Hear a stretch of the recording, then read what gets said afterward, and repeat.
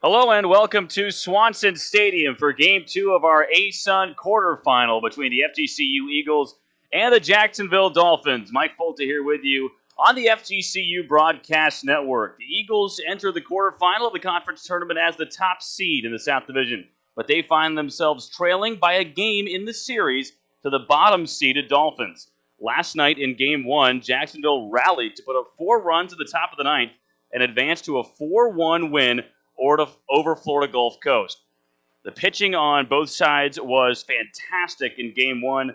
Second team All-ASUN standout Mason Studstill threw a strong 8 innings for the Eagles before giving way to Jacksonville's comeback there in the ninth. The Dolphins starter Tyler Santana allowed only 1 run through 6 2/3 innings pitched, and then Jagger McCoy came out of the bullpen to finish the game with 2 scoreless frames. We expect more offense from both of the teams here today.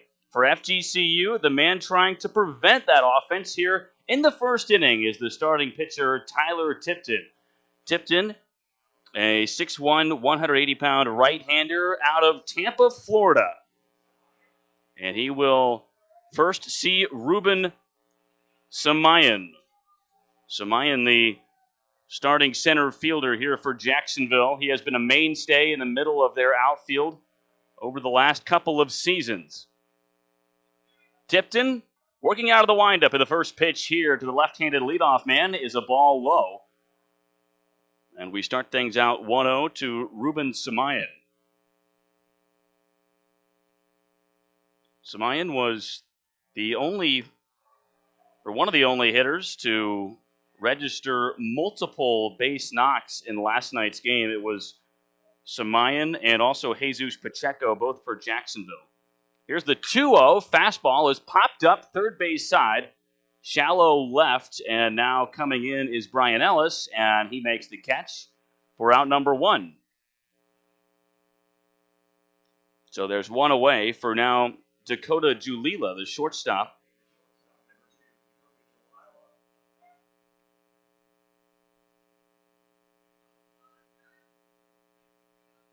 One out here in the top of the first inning. We have a partly cloudy day here for game number 2 of our ASUN quarterfinal in the South Division. First pitch to Jalila is a ball low. So once again, Tipton starts out the at-bat behind 1-0. Right-hander working out of the windup and delivering the second offering. This is a high fastball that's flown back and out of play. 1 ball and 1 strike here.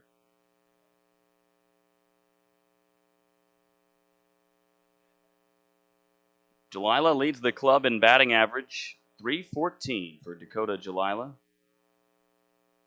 Checks his swing at that low changeup, but he did go around. That is strike 2.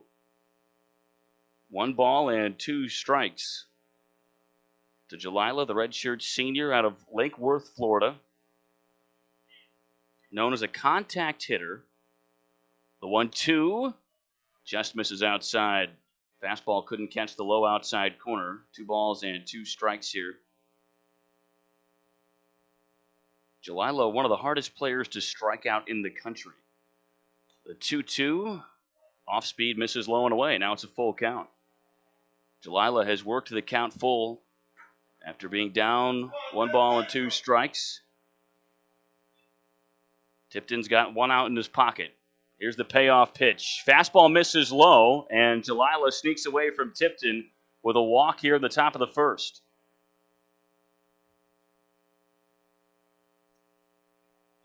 So now with 1 away and 1 man on, Christian Koipel comes up to the plate. Koipel has been maybe the most dynamic hitter for Jacksonville this season. He certainly has the most pop 7 home runs for Koipel this season. Redshirt junior out of Miami. This is a Jacksonville team that has struggled this season. But here in the postseason, none of that matters. Koipel squares to bunt, and that goes foul.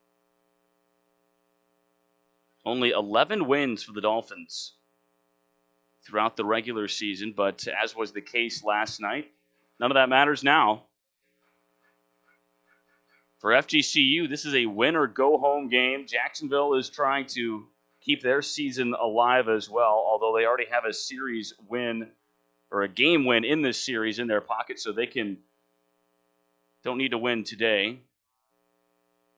But they would love to grab a victory here this afternoon because the next round of this ASUN tournament will be held over in Jacksonville at Harmon Field, the home playing surface for the Dolphins.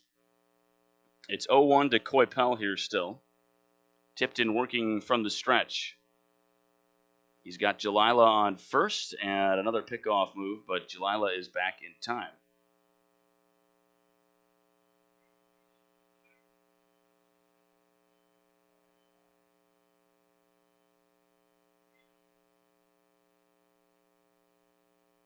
Righty to a lefty here.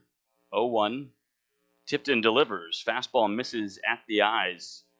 1 ball and 1 strike here to the first baseman for Jacksonville.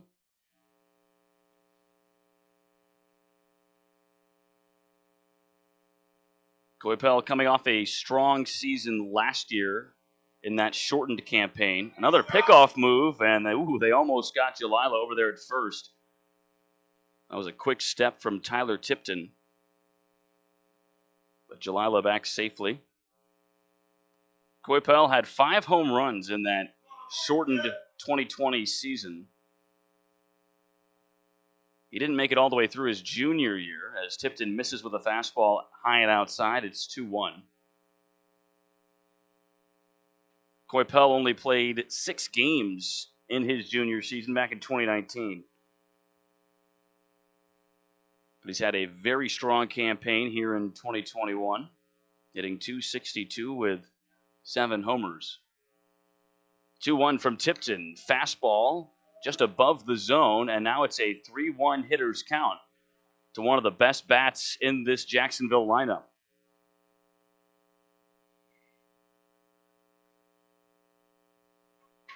Coypel only played in 1 game in the first series during the regular season between these clubs back in April.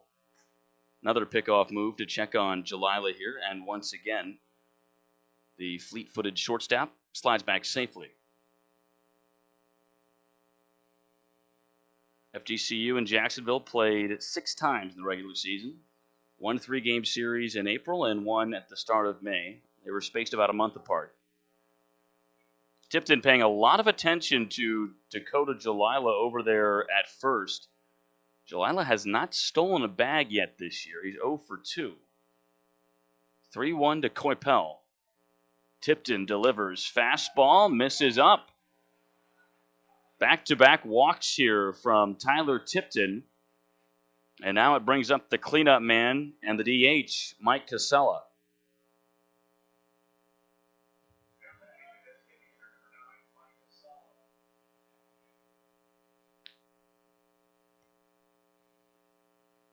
And now we've got a mound visit. And this is Steve McKee. I beg your pardon, it's actually the head coach for FGCU, Dave Tillett, heading out to talk to his starting pitcher. So Tyler Tipton, he's got 1 out and 2 men on here, and he's in a bit of hot water in the top of the first after we saw outstanding pitching last night in Game 1. Tyler Santana and Mason Studstill for Jacksonville and Florida Gulf Coast, respectively, both put on a show.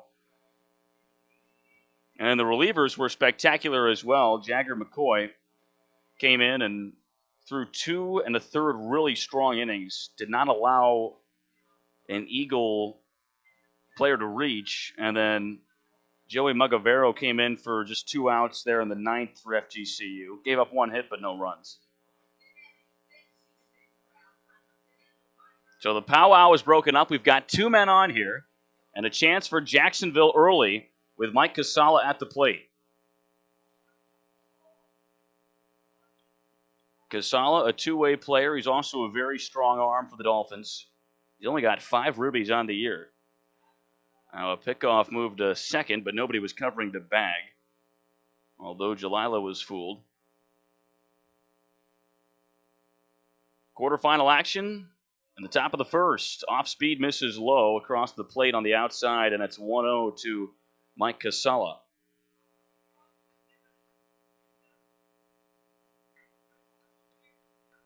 Casala's been pretty strong this year, at least as far as Jacksonville pitching goes. There's a pickoff move to second, but Jalila slides back safely. A timing play set up between the catcher, Johnny Long, and the second baseman, Cam Krazminski. Well executed, but Jalila was wary and ready. So here is Casala. 0 for 4 last night. And he takes strike one. Fastball right across the heart of the zone. 1 ball and 1 strike. Casala, one of these redshirt seniors for Jacksonville. They have a couple of them that have stuck around to play in their final year of eligibility after they were granted an extra season due to the COVID-shortened year. 2 men on, first and second, the 1-1 from Tipton. Big off speed, and that never broke down. That missed high above the zone. 2 balls and 1 strike to Casala. Casala, a Jacksonville native, playing for the hometown team.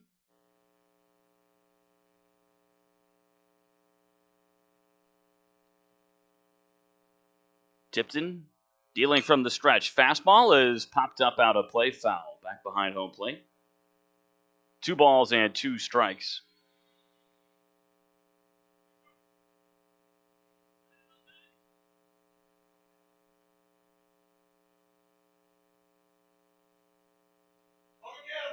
Casala, the DH here this afternoon for Jacksonville. He was in that same spot last night.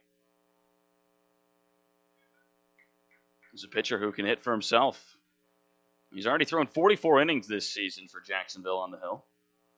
The 2-2 fastball lined into right field, right at Wilmer. He comes in to make the catch, and everybody has to stay put. Wilmer running in, makes the catch on the liner off the bat of Casala. And there's 2 outs now for Corey Heffron.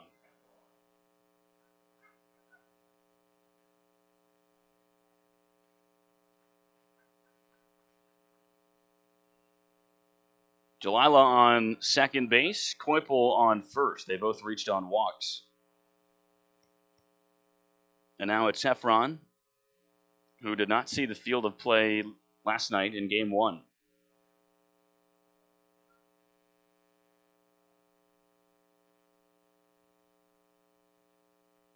First pitch. Changeup missed high. 1-0. We've seen Tipton do that a few times here already in this first inning, miss with these off-speed pitches above the zone.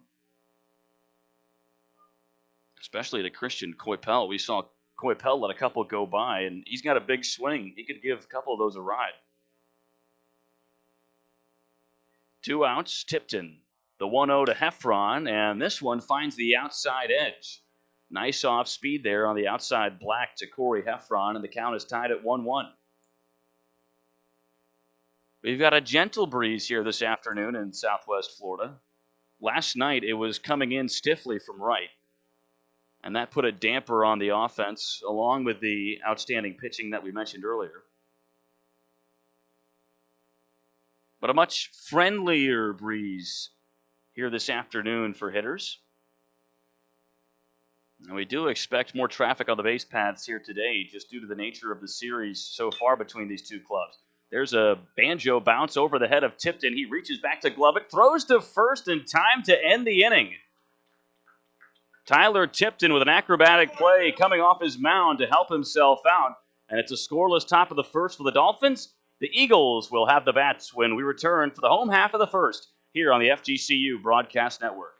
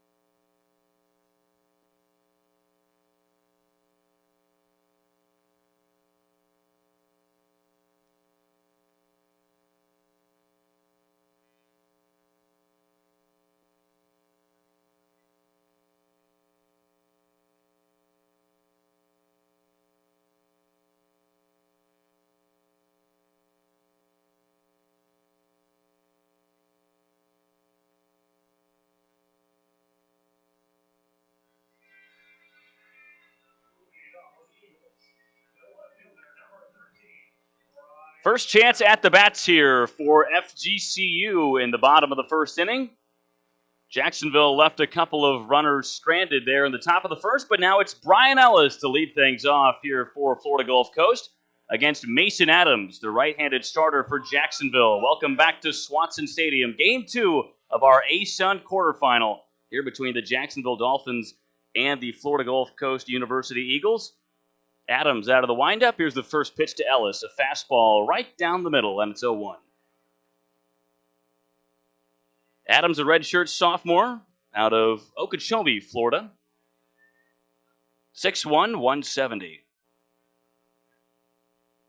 He takes a small step back and now comes to the plate. Another fastball. That one zips in below the knees for a ball. It's 1-1. That came in at 89 miles an hour from Adams. Adams should be familiar with this area here around Fort Myers. He actually played at Florida Southwestern State College just up the road here. 1-1. Fastball is blooped foul to the left field side. 1 ball and 2 strikes to the leadoff man, Brian Ellis, here for Florida Gulf Coast. Ellis was recently named a first-team All-ASUN selection. Both him and Richie Garcia earned those honors for FGCU. Here's the 1-2 from Adams, a fastball way upstairs, and the count is tied at 2-2. Ellis leads the entire ASUN conference in batting average, hitting .371 here. That's including last night's game. In the regular season, he was .378. This one is grounded weakly back to the pitcher, and Adams flips that underhand over to first for out number 1. Ellis is retired. And with 1 out, up comes the Eagles' second first-team All-ASUN selection, Richie Garcia, the starting shortstop for FGCU here this afternoon.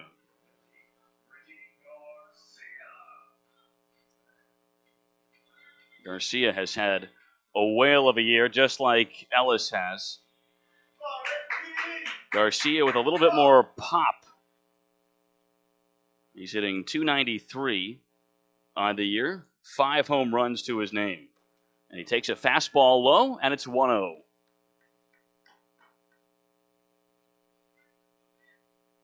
Garcia was also named first-team All-ASUN back in 2018 as a sophomore. Hit 7 homers that year, hit .324. 50 RBI.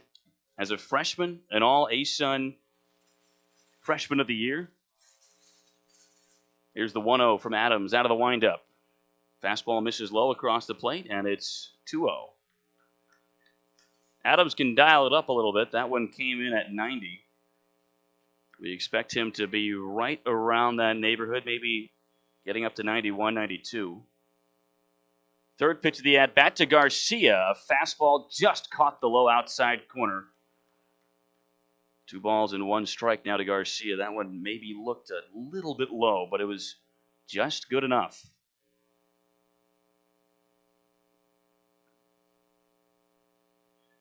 2-1 delivery from Adams. Fastball is skied up in the air behind home plate, out of play.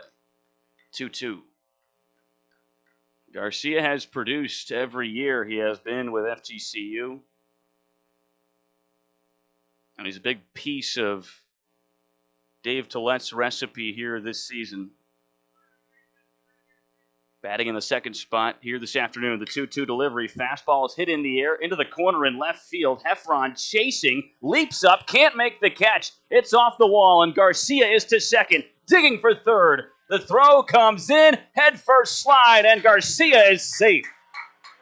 The first team All-ASUN selection pounds his chest, and he's in scoring position for the Eagles here with 1 out in the bottom of the first.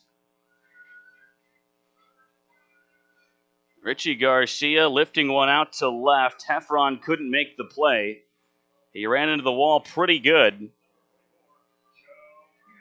And because of Heffron's effort on the warning track, it allowed Garcia to turn a double into a triple.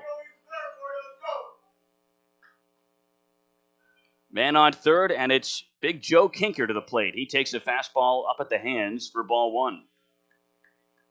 One out, Garcia on third after the triple, and it is Joe Kinker at the plate.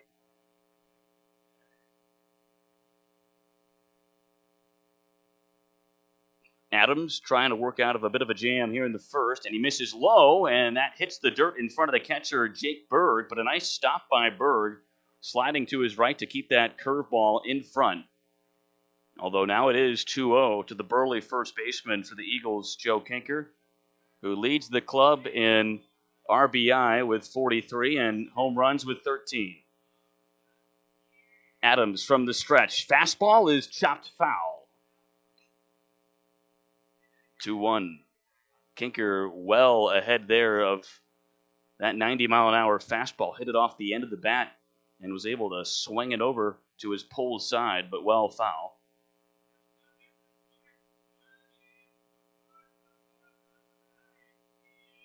Fourth pitch of the at-bat. Fastball up in the air to the gap in left center field. Samayan running, and Heffron makes the catch heading towards the track, but that's deep enough to tag for Garcia to tag and score easily.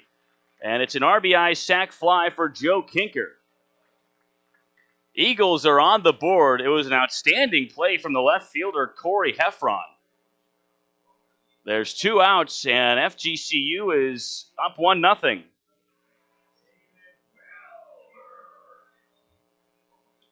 Heffron ranged over quite a ways to make that catch in one of the deepest parts of the ballpark. Stephen Wilmer up now, and he swings and misses at the first pitch. Fastball got by him at 92. It's 0-1 to Wilmer. But a great catch by Corey Heffron. And if Heffron doesn't run that down, Kinker could be on third. He could have traded places with Garcia. Wilmer takes a fastball low. 1 ball and 1 strike here. 2 outs in the bottom of the first. FGCU has taken an early lead off the sac fly from Joe Kinker, his 44th run batted in of the season. Third pitch to Wilmer. Off speed, dips low across the plate, and now it's 2-1.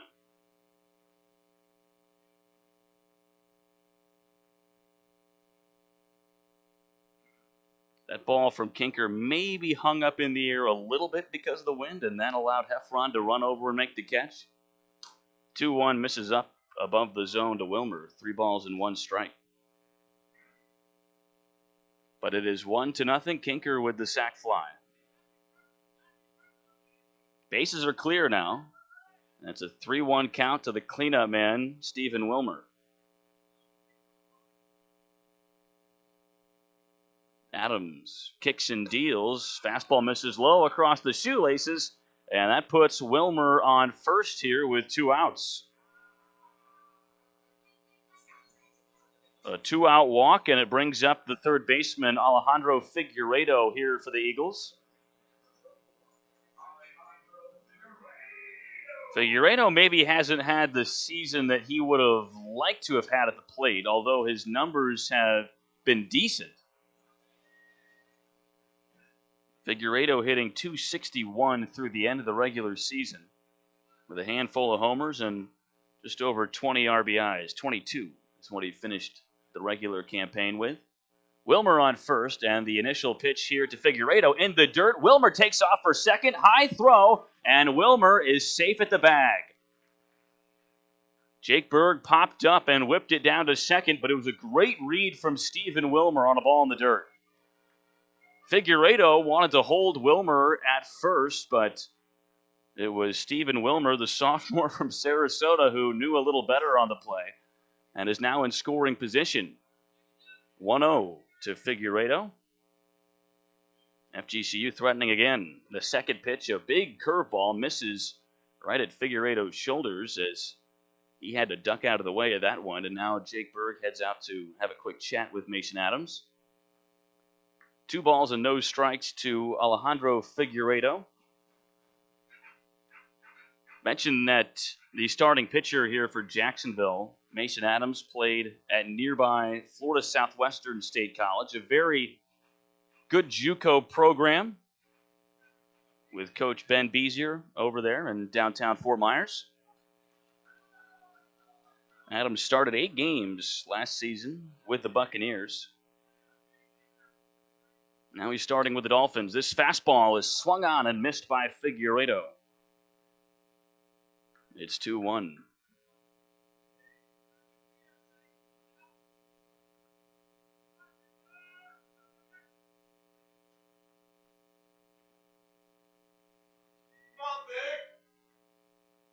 Adams from the stretch. The fourth pitch is sent back into center, and Samayan's right on it.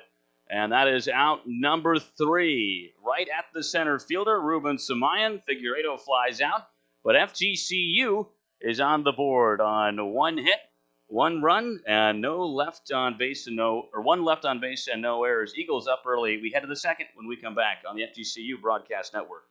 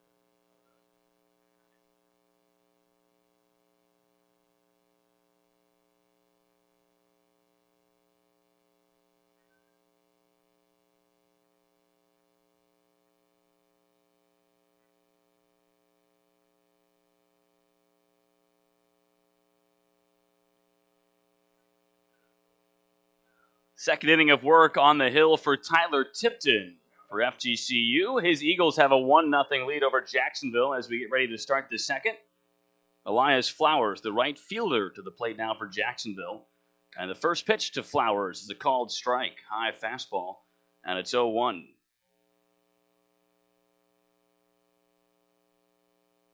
Flowers on the season has had a solid year statistically, hitting .270. Only threw 63 at-bats, though. He's 17 through 63. The 0-1 misses high and outside from Tipton. 1 ball and 1 strike here. FGCU got their run back in the bottom of the first on a sac fly from Joe Kinker. The 1-1 to Flowers, swung on and missed. He was way ahead of what looked like a changeup there from Tipton. And now Flowers is going to have to battle. Down in the count, 1 ball and 2 strikes. Tipton from the windup. Here's the fourth pitch. Swung on and missed. That is strikeout number 1 here for Tyler Tipton. There's 1 away here in the top of 2. Let's set things defensively for Florida Gulf Coast. Brian Ellis in left, Mark Coffers in center, Stephen Wilmer in right. And the infield at third and a hot corner, Alejandro Figuerado, Richie Garcia at short, Cam Krazminski at second, Joe Kinker at first, and Johnny Long behind the plate catching.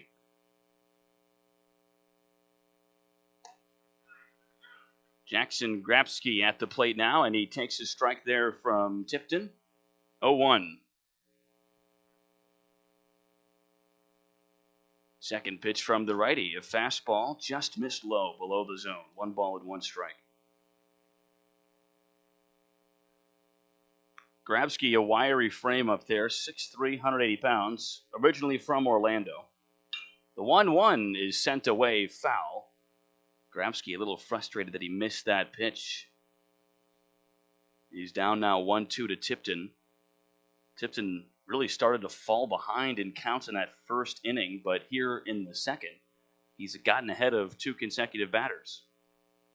Here's the 1-2 from the right-handed starter, and that one skips well in front of home plate. 2 balls and 2 strikes now.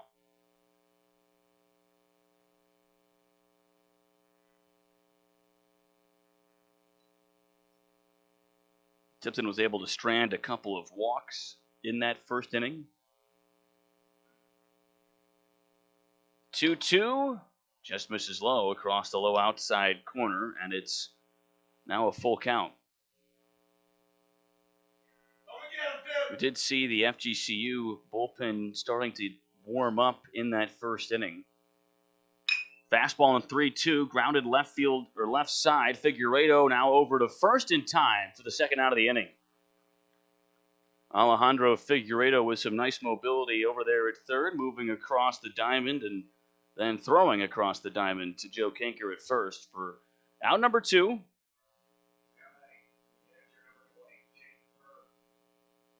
Jake Berg, the catcher, comes to the plate now.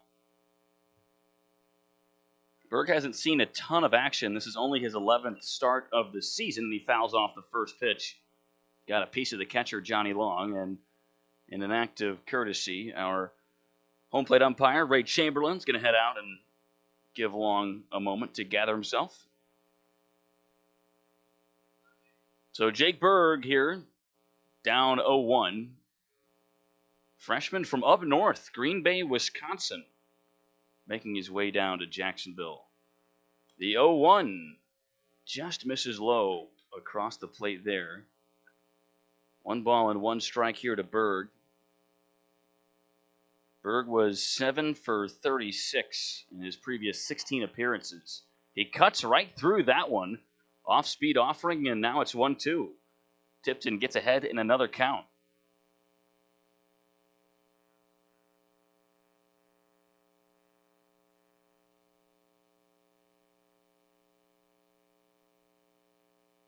The righty rocks and delivers, fouled away.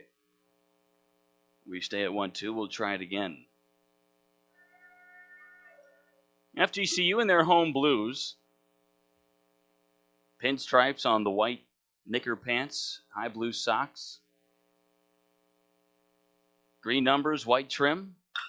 Fastball grounded over to the right side. Krazminski fields it at second and throws easily to first. It's a 1-2-3 inning for Tyler Tipton and the Eagles. They will have the bats when we return here on the FGCU Broadcast Network. Eagles up 1-0.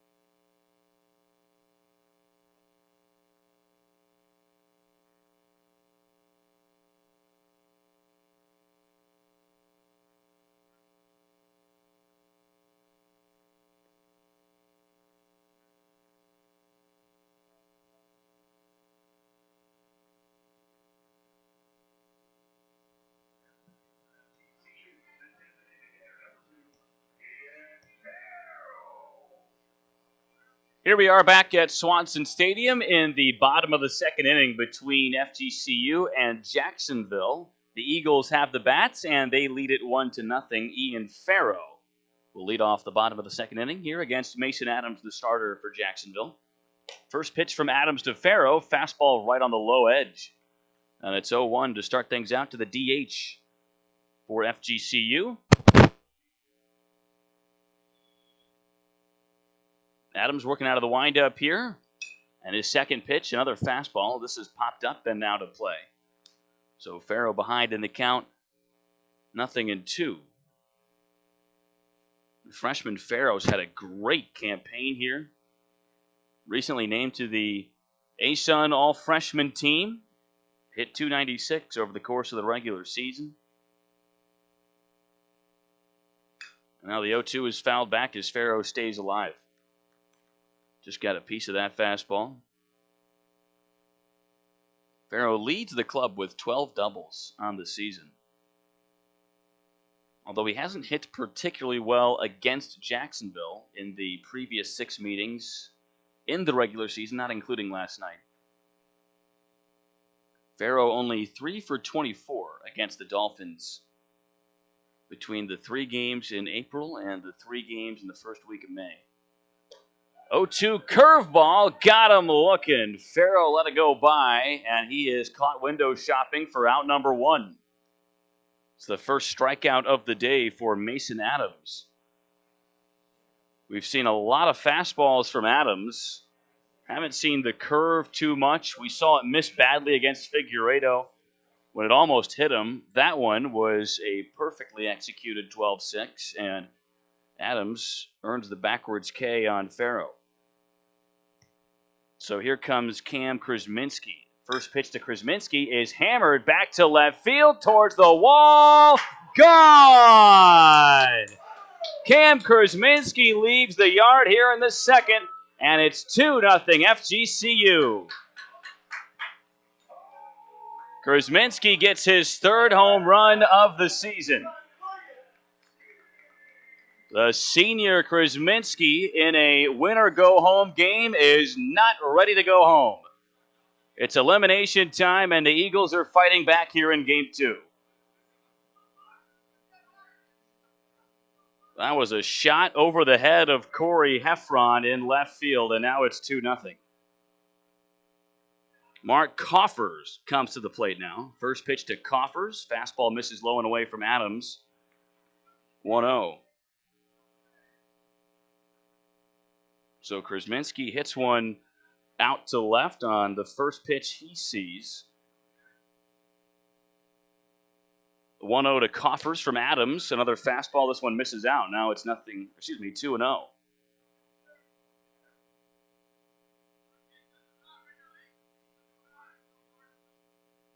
Last night, FGCU could only muster up 3 hits in the game against Tyler Santana and Jagger McCoy, as now Coffers fouls one back. And it's 2-1. 1 out here in the bottom of the second inning. It's 2-0 FGCU after the home run from Cam Krazminski. Adams out of the stretch here. Jacksonville in their gold uniforms with green trim. Off speed, misses inside near the hands to Coffers, and it's 3-1, hitter's count. Coffers, another one of these seniors here for FGCU. They've got 6 of them that will be leaving the program after this year, and this is a must-win game for these seniors to continue on in their collegiate playing careers. Coffers takes one outside, and he draws a walk here with 1 out to bring up the 9-hole hitter, Johnny Long.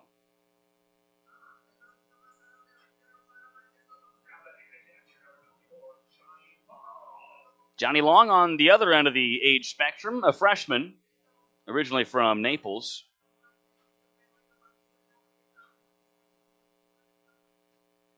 Long has had hits in 6 of his last 7, including last night's game. He was 1 for 4, had the only RBI of the night for FGCU in that 4-1 loss. But he has had a very strong freshman season.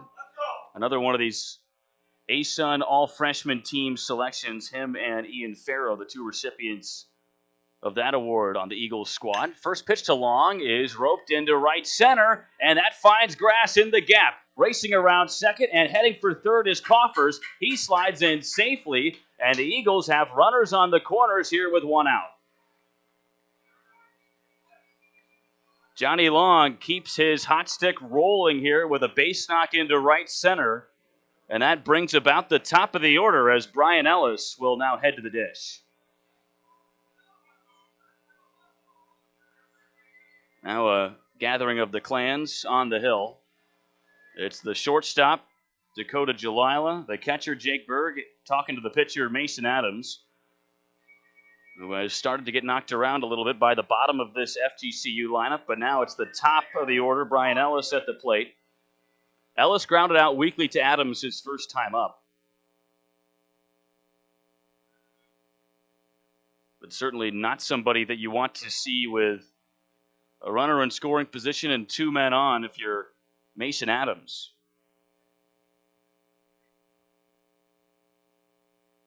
First pitch to Ellis is floated down the line and left, looking foul, and it does land out of play. Heffron chased it all the way over, but saw it land near the batting cages, just beyond the left field line wall. So Ellis with an 0-1 count. He's hitting below, a little bit below, 400 on the year. 31 ribbies on the season. He's got a chance for at least one, maybe a couple more.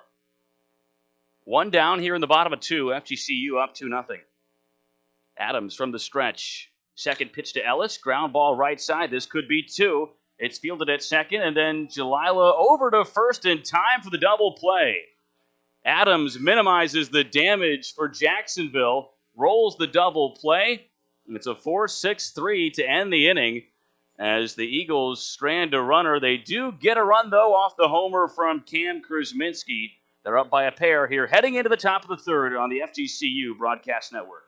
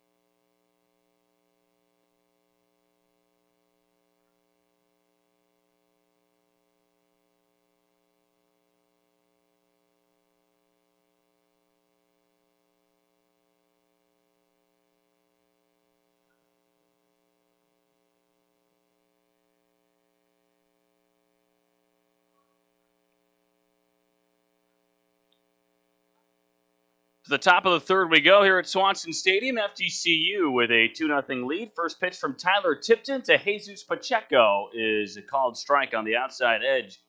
Fastball makes it 0-1 to Pacheco here. Pacheco, the starting second baseman here for Jacksonville. He checks his swing at a changeup, and he did go around. Yes, he did. 0-2. So Tipton working ahead here quickly. His team has him a 2-0 lead. Most recent run was scored on a Krazminski homer out to left.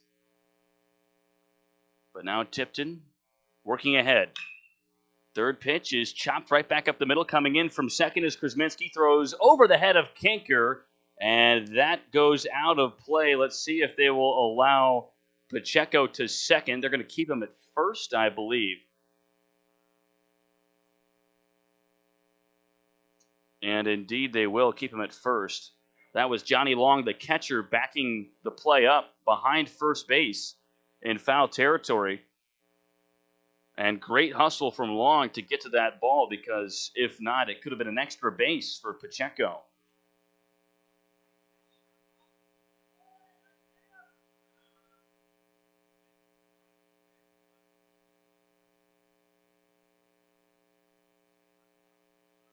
So 1 on and nobody out. After a tough play, they rule it a hit for Jesus Pacheco. Krazminski would have had to have made an outstanding defensive effort to get Pacheco out at first. And at the top of the order, Ruben Samayan up to the plate now, and Samayan takes a high off speed offering for a ball.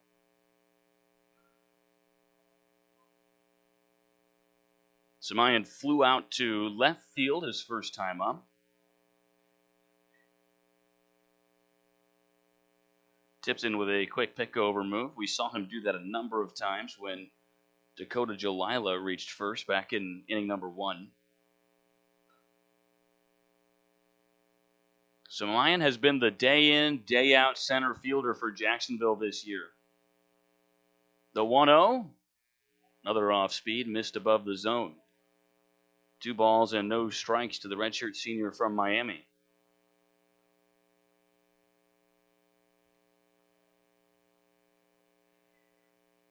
Samayan has hit in 9 straight games, including a couple of base knocks last night in Game 1 of this quarterfinal series. 2-0 fastball hits the heart of the zone from Tipton there, and it's 2-1 to Samayan now.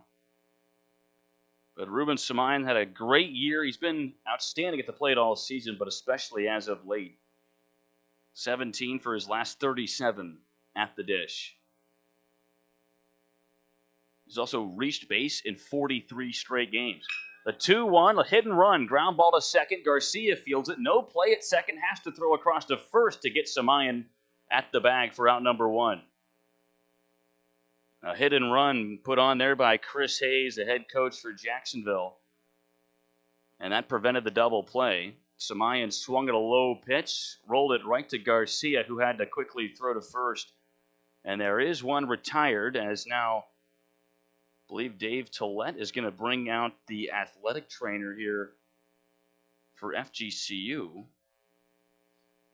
Maybe take a look at Tyler Tipton.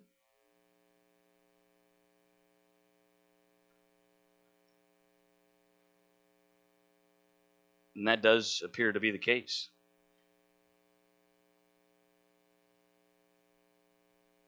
So Tyler Tipton getting attended to here by the medical staff at FGCU. Looks like they're looking at his right hand. But that was called by Dave Tollett. Tollett, the head coach for FGCU, called time, walked out to the mound, and signaled for the trainer. But everything seems to be okay here with Tipton.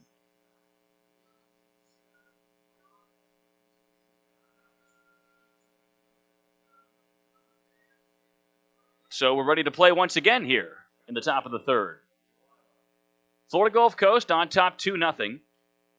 We have a runner on second. That is Jesus Pacheco. And now it's Dakota Jalila. He skies one down the line in right field. Moving over is Wilmer. And he makes the catch. Pacheco has to head back to second. But a great catch by Stephen Wilmer down the line in right. Coming up against the wall. And now there's 2 outs.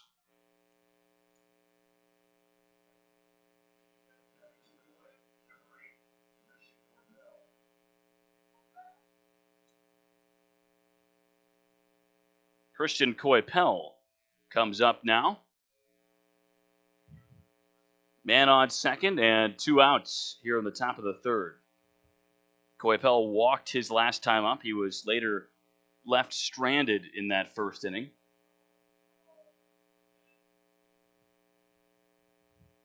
Coypel was 1 for 4 last night, but he had a huge triple in the 9th inning. And he takes a ball low here on a fastball from Tipton. It's 1-0. But that triple from Coypel kind of broke the game open for Jacksonville. That was part of a 4-run effort that the Dolphins had in the 9th inning last night in Game 1. Pickoff move over to second, but Pacheco slides back. Seen that move a couple of times. This time it was with the shortstop, Richie Garcia. Before it had been with the second baseman, Krazminski. 2 outs. Tipton working to Coy Pell here. Second pitch is grounded hard. Diving stop by Krazminski at second. Throws to first, and it's dug out of the dirt by Kinker.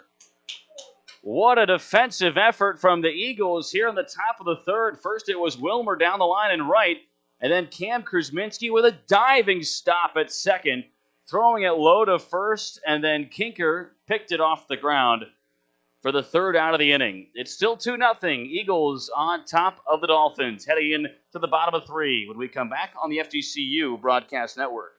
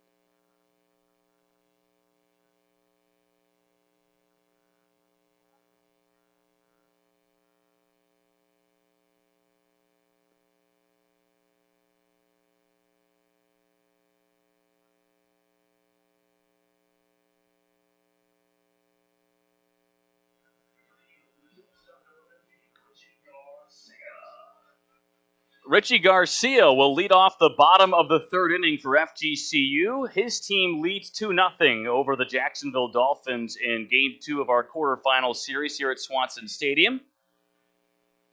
Garcia tripled into left field his last time up against Mason Adams, the starter for Jacksonville. Adams out of the windup, first pitch to Garcia. Curveball in there for a strike. Garcia showed the bat as if to bunt, but then pulled back. 0-1. Adams on the season before entering today had pitched 53 1/3 innings. As he misses high here to Garcia, it's 1-1. In those 53 1/3, Adams had racked up 48 strikeouts. But 21 of those 48 came in 2 starts.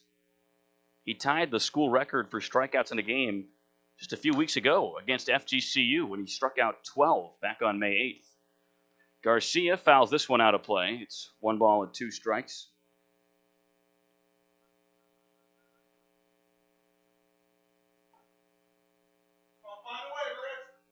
FGCU ended up winning that game, despite the 12 strikeouts from Mason Adams in just 6 innings, mind you. 1-2 from Adams. Change up, just missed low there. 2 balls and 2 strikes to Garcia. That was a 7-5 win on May 8th for FGCU. They also won the following game on May 9th on Mother's Day. Garcia swings right through strike 3. The off speed from Adams fools Richie Garcia, as now Adams gets a strikeout here and now has 2 on the afternoon. Good off speed there from Mason Adams. Just dropped off the table at 85 miles an hour in front of Garcia. Joe Kinker steps up now. Kinker had the sac fly RBI back in the first inning for FGCU. Takes a big swing and a miss there at the first offering from Adams. It's 0-1. 1 out here in the bottom of the third inning. FGCU up 2-0.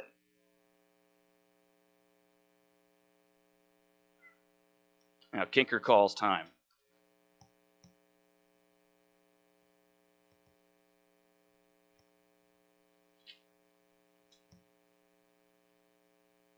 Adams, the second pitch here. Fastball misses across the toes of the big first baseman, Joe Kinker.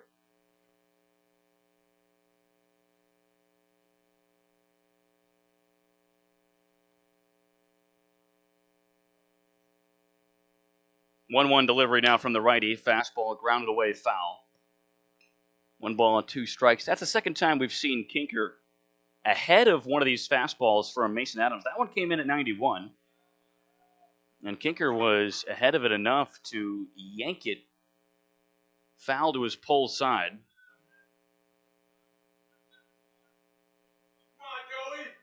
Now Adams is ahead in the count 1-2. The Jacksonville starter rocks and deals. Got him swinging. Kinker cuts right through that changeup at 82. And there's 2 outs now in the bottom of the third and 2 strikeouts for Mason Adams. He has cut through Richie Garcia and now Joe Kinker in consecutive order here. Stephen Wilmer to the plate now. Wilmer walked his last time up. Adams steps off. He wants some new signs here. First pitch from the righty to Wilmer. Off speed's in there, just below the hands for a strike, and it's 0-1. Wilmer, a sophomore from Sarasota, had a very good series against Jacksonville back in April. He takes a fastball low and away for ball 1. 1 ball and 1 strike.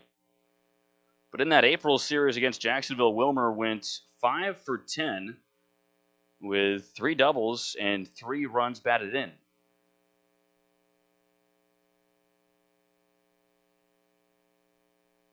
1-1 from Adams is hammered out to right field. Chasing back is Flowers, and that lands just off the wall in right. Flowers chasing, and Wilmer arrives at second easily for a double.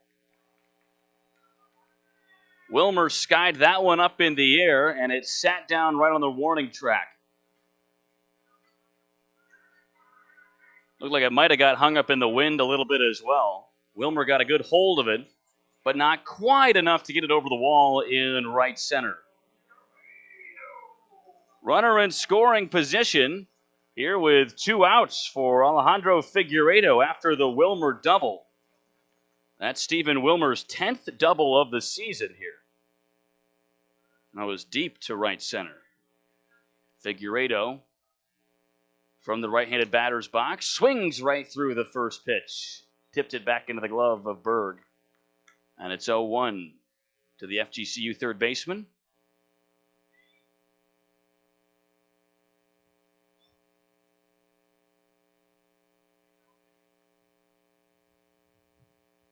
So Wilmer has reached base now for the second time here this afternoon. Second pitch to Figueredo, fastball for a called strike on the outside half, and it's 0-2. Figueredo ended the first inning when he flew out to center field in his earlier at-bat. The sophomore's had a fair season, hitting a little above 260 on the year. As now Adams steps off once again.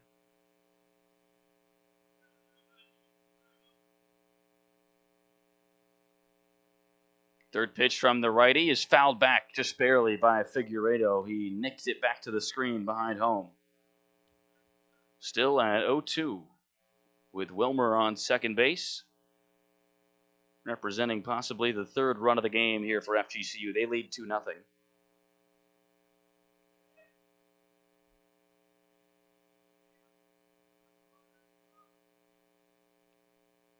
Adams sets at the belt. He kicks and comes to the plate. Misses inside at the thighs for the fastball. 1 ball and 2 strikes here to Figueredo. Figueredo, native of Sucre, Venezuela. Played last season at Seminole State College, where he hit over 400. Played a couple years at Seminole State. 1-2 is in the air, down the line and left. See ya later. Figueredo rounds the bases with a 2-run homer, and it's 4-0 FGCU. Alejandro Figueredo got a hold of the low pitch and cranked one down the line and left. Eagles up by 4. For Figueredo, it's his 5th homer of the season. That was way back to left field. Ian Farrow up now after the 2-run shot from Figueredo. Adams trying to regroup. Misses high here to Farrow. And it's 1-0. Figueredo with a long ball down the line and left. And that comes after Mason Adams was looking strong, really, through the first couple hitters of this 3rd inning.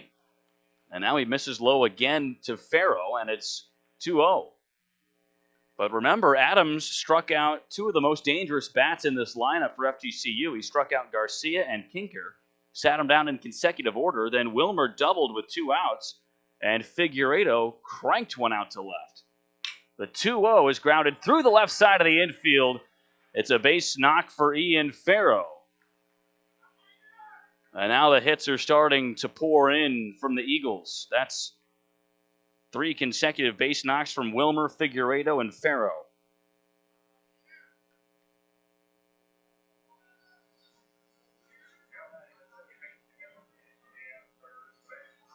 Cam Krazminski comes up now.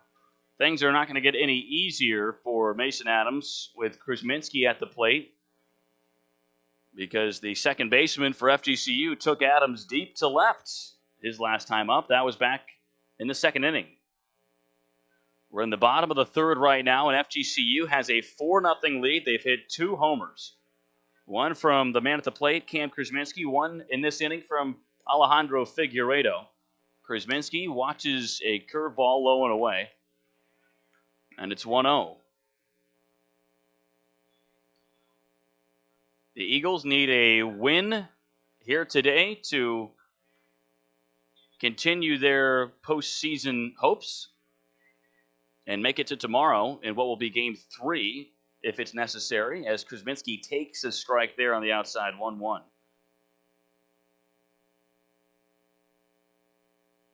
FGCU entered this ASUN tournament as the top seed in the South Division. Jacksonville was the bottom seed in the South Division. But the Dolphins have a 1-0 lead in the series after last night's 4-1 win. Krazminski with a hard swing, but he missed everything on the fastball, and it's 1-2. Farrow is on first after his single. We still have 2 outs here. We have now for some time. Righty to a righty. This is Adams checking Farrow, who has a modest lead. And an off-speed misses low. It gets away from Berg, rolls back, and Farrow advances to second easily. Berg thought he stopped it. He didn't realize the ball got away until it was way too late, and Farrow was already on his way. So now there's another Eagle in scoring position here for Cam Krazminski. 2-2 count with 2 outs.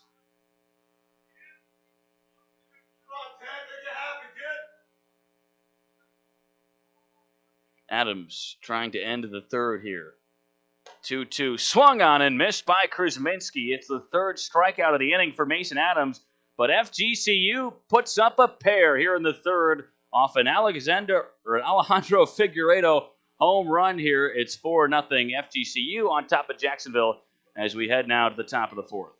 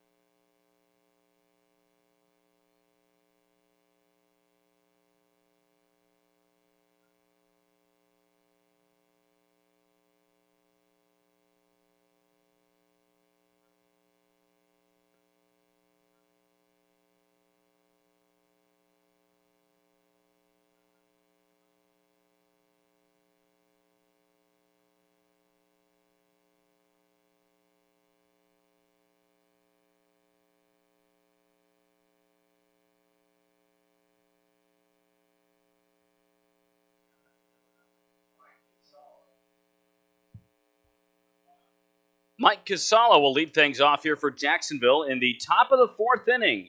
It's a 4-0 lead for FGCU.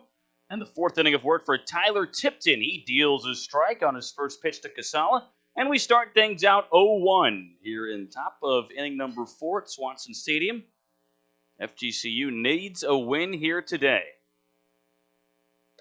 Second pitch from Tipton. A fastball misses out, and it's 1-1 strike.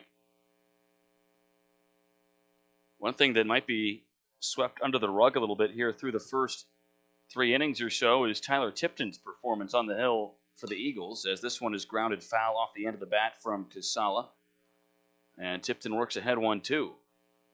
Tipton didn't look particularly sharp in that first inning, but he has since reined it back in. And he's only allowed 1 hit here from the Dolphins. Eagles starter shakes off Johnny Long, and now Casala calls time. Casala lined one hard to right his first time up. It was caught by Wilmer.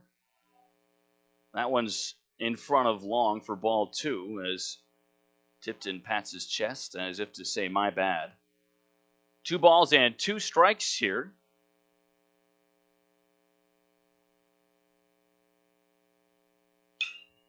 Casala fouls this one down the right field line and out of play.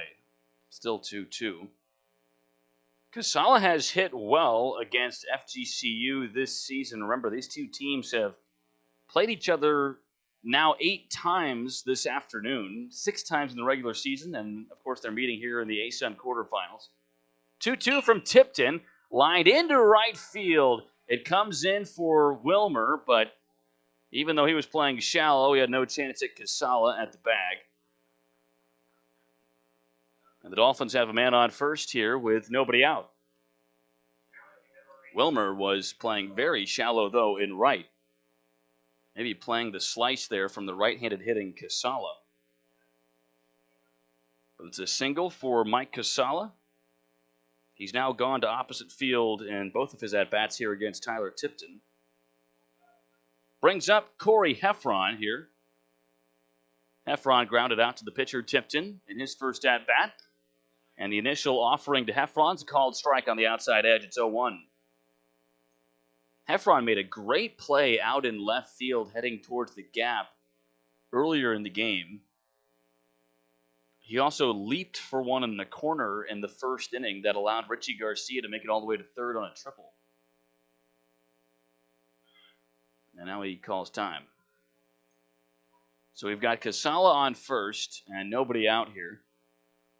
Tyler Tipton has been able to work around trouble fairly well this afternoon. Stranded a pair of runners in that first inning. 0-1 way upstairs, and it's now 1-1 strike to Heffron. Heffron, a Cincinnati native. Got a couple of Midwesterners that have come down here to play for Chris Hayes in Jacksonville.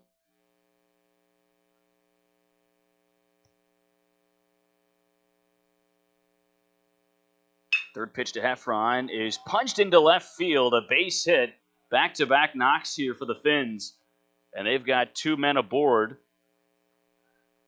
And now it's Elias Flowers coming to the plate.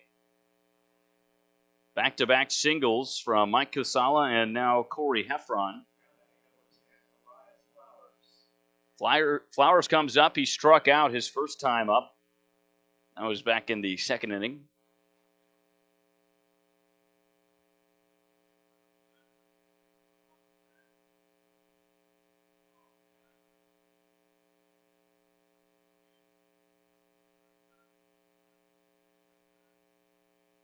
First and second here with nobody out. Flowers squares the bunt, gets it hard down the first base line. Picked up by Kinker. He throws to first. Krazminski covers, but he didn't step on the bag in time, and everybody's safe. Kinker looked like he could have just tagged the runner, Flowers, heading to first, but instead, as Flowers was running by, Kinker turned and flipped it to first. Krazminski was covering the base, but not in time. It didn't look like a great bunt off the initial bounce just because it was so hard right at Kinker at first. And it looked like Kinker was going to have an easy play to tag Flowers, although it would have moved the runners regardless. But Flowers reaches base safely. And up comes Jackson Gratsky, and he takes his strike. Off-speed fits in there from the starter Tipton, and it's 0-1. Nobody out.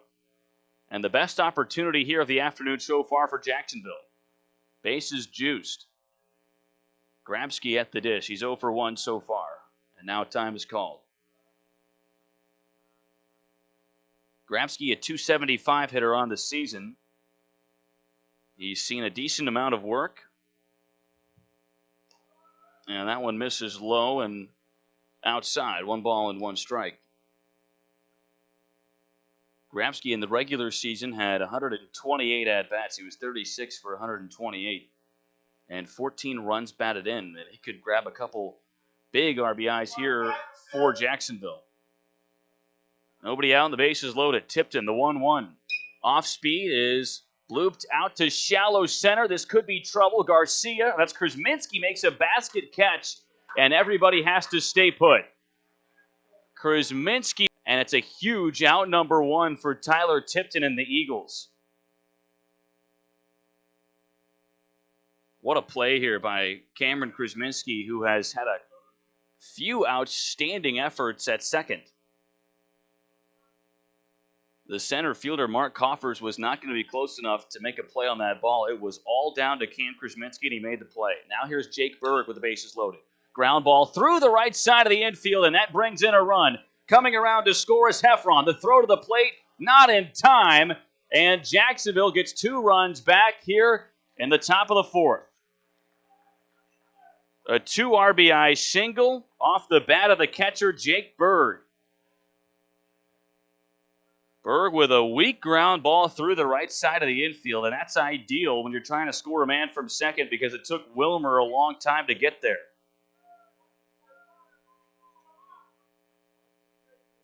So now it's 4-2 here in the top of the 4th.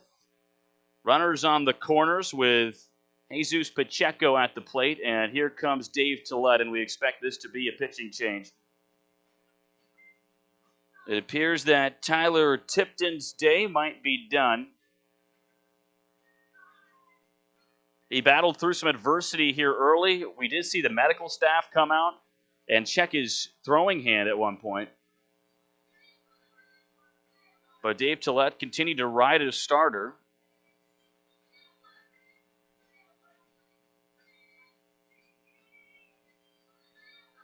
Maybe this isn't a pitching change. We do have activity here in the FGCU bullpen. We have for some time, and there's the signal. So Dave Tillett just buying some extra time for his bullpen arm. We will get you that pitching change when we come back. 1 out here in the top of the 4th. Jacksonville has grabbed a couple of runs here in this frame. FGCU still leads 4-2 here on the FGCU Broadcast Network.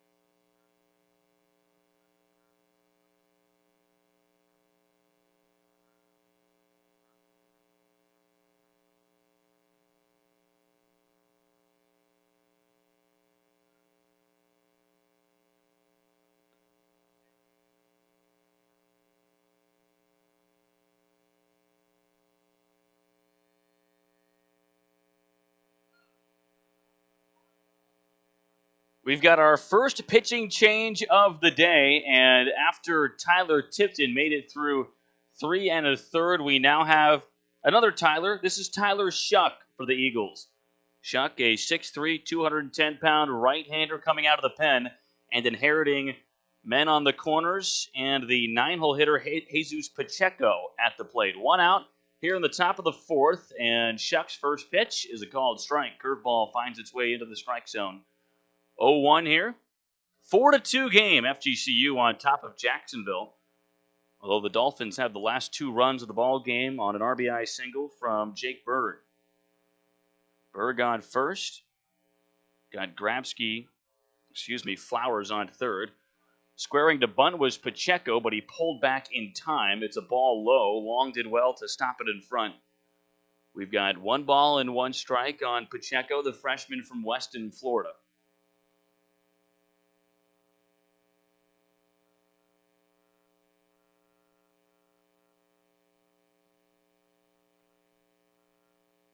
Shuck working from the stretch here. Third pitch is grounded foul to the FGCU dugout on the third base side, just off the end of Pacheco's bat. 1 ball and 2 strikes. Shuck, a junior out of Cape Coral, Florida. His younger brother Levi is also on the team. Both played at Canterbury High School nearby. 1 ball and 2 strikes for Tyler Shuck. He struck out 37 over the course of the regular season, but this misses high. Off speed never quite dropped down from Shuck. He couldn't get on top of it, and now it's 2-2. So Flowers on third, remember, and Berg on first. Big at-bat here. It's the second baseman for Jacksonville, Jesus Pacheco. Off speed, grounded right back to the pitcher. Shuck couldn't get there. Garcia flips to second, now to first. And they get the first out, but not the second. A run comes in to score. Pacheco is safe at first base. Garcia was able to flip it to Krazminski to beat out Jake Berg at second. There's 2 outs, and it's 4-3. Jacksonville gets their 3rd run of the game. And they've got a man on first with 2 down for the leadoff man, Ruben Samayan. What a tricky flip there from the shortstop, Richie Garcia. Flipping it back behind him. He had to turn about 145 degrees to get that behind his back to the second baseman, Krazminski. Runner takes off on the pitch, and Long couldn't get it out of his glove. It's a stolen base here for Jesus Pacheco. And now the Dolphins are in scoring position. It was a called strike to Samayan. 0-1. To the center fielder and one of the best bats in this Jacksonville lineup, Ruben Samayan. Hits leader on the team with 55. 0-1, blocked by Long, and Pacheco had a big secondary lead, but decided against heading for third. Johnny Long sliding to his right, making a nice save with the body there to keep it in front. 1 ball and 1 strike here to Samayan. 4-3 game. FGCU took control after the 2-run homer from Alejandro Figuerado, but Jacksonville has since put up 3 in the top of the 4th. Shuck to the plate. The 1-1 swung on and missed. Samayan wasn't even close with that one. He was fooled by the 78-mile-an-hour deuce from Tyler Shuck. Shuck, the second right-handed pitcher that we've seen today from Dave Tillett and FGCU. Throwing to the lefty Samayan here. Samayan's 0 for 2 so far. 1-2 delivery from the righty. Swung on and missed. That's out number 3, and the top of the 4th comes to an end, but not before Jacksonville puts up 3 runs. It's now a 1-run ball game. FGCU on top, heading to the home half of inning number 4 here on the FGCU Broadcast Network.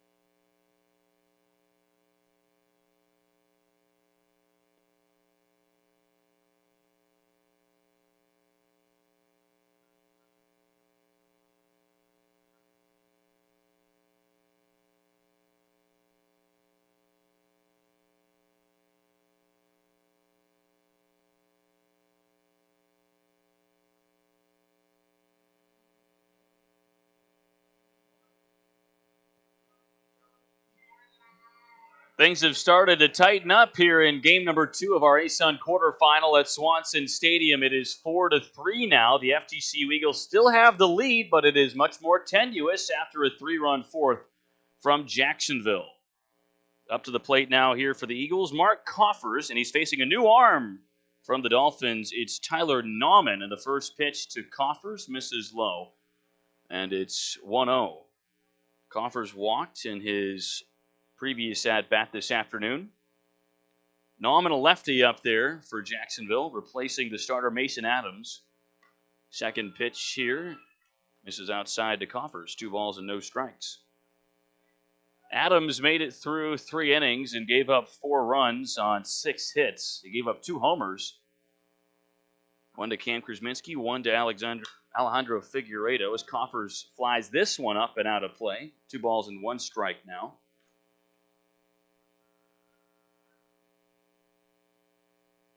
Nauman, a redshirt junior for Jacksonville, and Coach Chris Hayes. 6 foot, 195 pounds. Another one of these Jacksonville natives. 2-1 to Mark Coffers is fouled back again. So it's now 2-2. Nauman has come back to tie the count.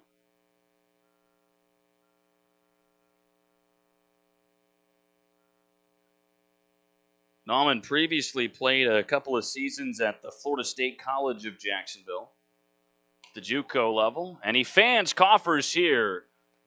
The center fielder for FGCU swung right through the 89-mile-an-hour fastball, and there's one away. Nauman already has his first strikeout. Johnny Long comes up now for FGCU.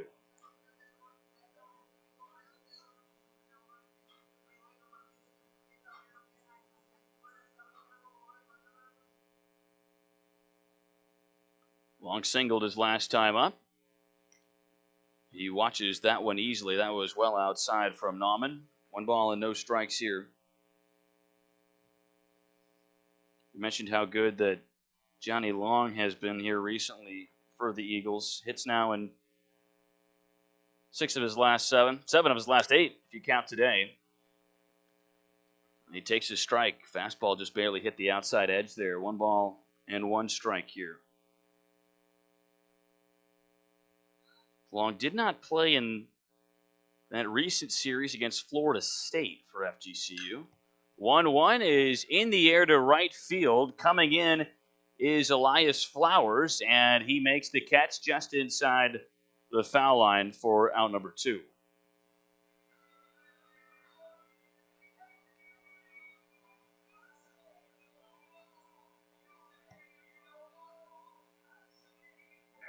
Long flies out. We've got 2 outs now, and the top of the order comes up for FGCU. Brian Ellis to the plate now. 4-3 here in the bottom of the 4th. FGCU on top, and Ellis at the plate. He grounded into a double play to end a pretty good scoring threat for the Eagles back in the 2nd inning in his last at-bat. First pitch here, fastball at the knees, and that's a strike to start out the at-bat. Ellis looked like he squared to bunt, but then pulled back. I don't think he fooled the third baseman, Jackson Gratsky, who really didn't respect the bunt attempt from Ellis. Nauman from the windup, and the lefty delivers. This 0-1 bounces off the glove of the catcher, Jake Berg, and we've got a tie count, 1 ball and 1 strike.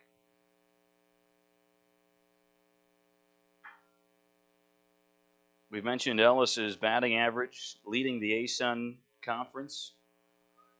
Now at 367 after he's 0 for 2 here today, but at the end of the regular season hitting 378. Just gets on base. Decent slugging percentage as well. He watches that off speed in at the knees, and it's strike 2, 1 ball and 2 strikes. But at the end of the regular season, Brian Ellis with an OPS over 1. Started all 45 games. He was an easy choice for that first team all ASUN selection. Here's the 1-2 from Nauman. It dips in front of Ellis. He checked his swing and held back in time. 2 balls and 2 strikes here with 2 outs.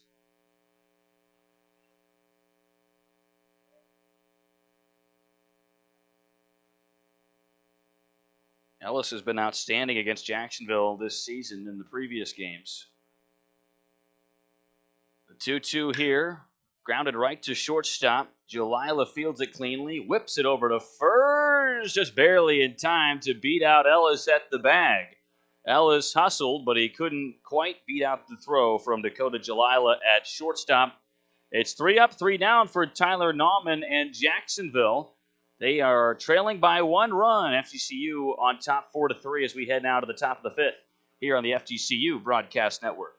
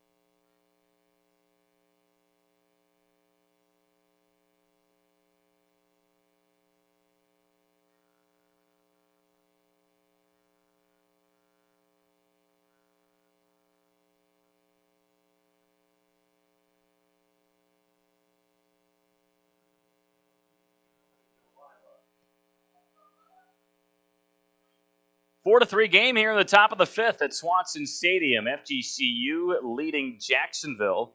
And it's the meat of this Dolphins order. Dakota Jalila, the 2-hole at the plate now against Tyler Shuck. Shuck's first pitch, a fastball, fits in for a strike. That is how we welcome you back to Game 2 of our ASUN quarterfinal here in Southwest Florida. Partly cloudy day with a bit of a breeze coming in from right. 0-1 to Jalila. Off speed is popped up above home plate. Long looking for it. Locates it and gloves it. A calm, cool, and collected effort there on the defensive end from Johnny Long. And there's quickly one away as Jalila is retired. And it brings up the 3-hole Christian Coypel.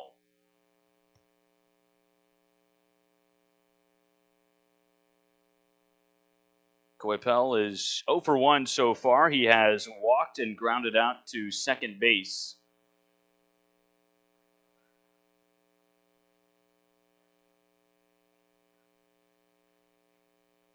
Righty to a lefty here. This is the first full inning of work, potentially, for Tyler Shuck. He misses with a curveball in front of Coypel, and it's 1-0. Shuck came in for the starter Tyler Tipton in the middle of last inning. The 1-0 here from Shuck. Fastball just missed low below the knees. 2 balls and no strikes. And those are big pitches there. An account could swing from 2-0 to 1-1 against a hitter like Christian Coypel here in a 1-run game. This fastball finds the low edge. Looking like a pretty similar pitch, but maybe a little bit more favorable for our home plate umpire, Ray Chamberlain. 2 balls and 1 strike here. Coypel at the plate. Shuck delivers. 4th pitch of the at-bat. Misses low. That was a more obvious ball. 3 balls and 1 strike. It's now a hitter's count to Christian Coypel. He has seen this count once before today.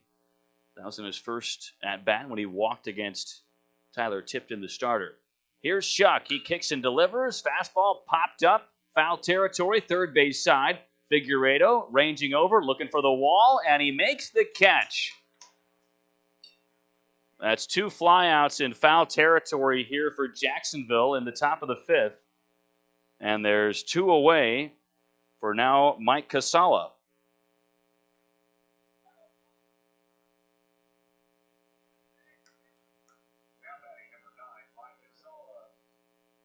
Casala has hit the ball hard to opposite field here twice this afternoon. It was caught once by Stephen Wilmer in right field, and Casala also landed a base hit his last time up. That fastball just missed a little low and outside from Tyler Shuck, and it's 1-0 here to Casala.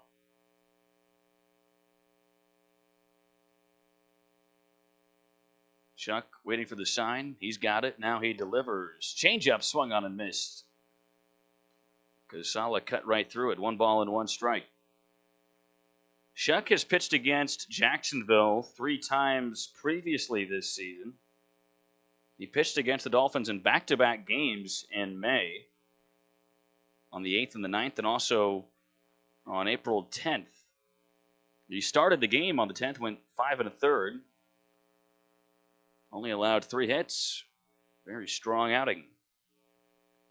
1-1 to Casala is played over to the right side, and Krazminski gloves it over at second, flips it casually to first, and it's a solid 1-2-3 inning for Tyler Shuck and the Eagles. We head to the home half of the 5th when we return here on the FGCU Broadcast Network. Eagles 4, Dolphins 3.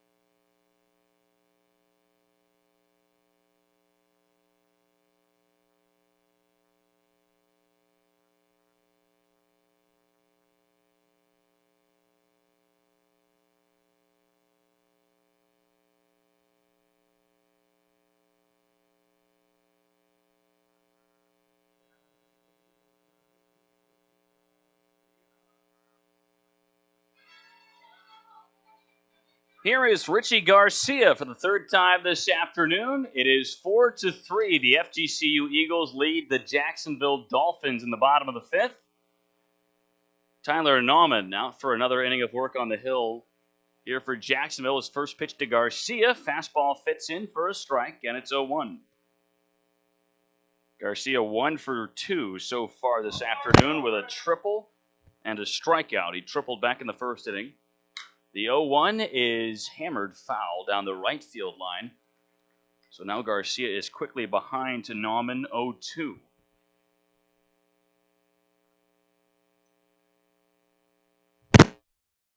Garcia, one of the senior leaders on this team. He has been so at the plate and in the field. The go-to shortstop for Dave Tillett and this Eagles club. He's down to the count here. Nauman from the left side. The 0-2 pitch, fastball, floated up in the air to center field. This is playable for Samayan, and he cruises in towards right to make the catch. Garcia is retired. There is 1 away for Joe Kinker.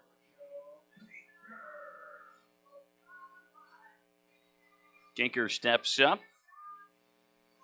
0 for 1 so far. He had an RBI sac fly back in the first inning to bring in Richie Garcia. 1 away here in the bottom of the 5th. Nauman at the plate. First pitch to Kinker. Fastball misses out. That's never a bad idea to Joe Kinker, who has hit it over the wall 13 times this season.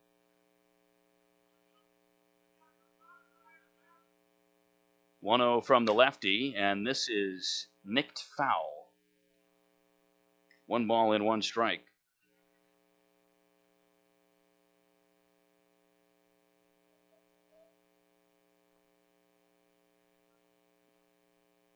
Nauman delivers the third pitch here to Kinker, and that misses low across the plate. 2 balls and 1 strike.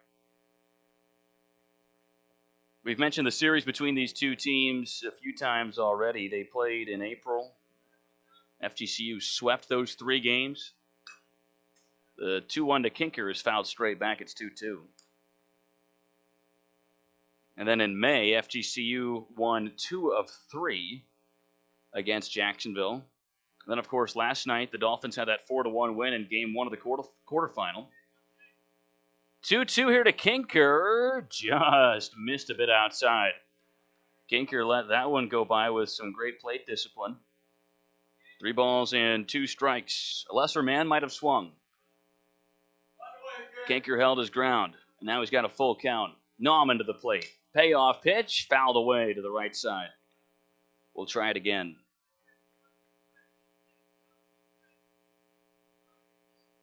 FGCU has put 3 of its top 4 scoring efforts up against Jacksonville. They scored 18 back on April 9th, and they've scored 14 twice as well. Kinker gets a hold of this one, and it's back to left center. Samayan chasing, and he runs it down on the warning track. An outstanding play by the center fielder for Jacksonville, Ruben Samayan, running down the long fly from Joe Kinker, and there's 2 away.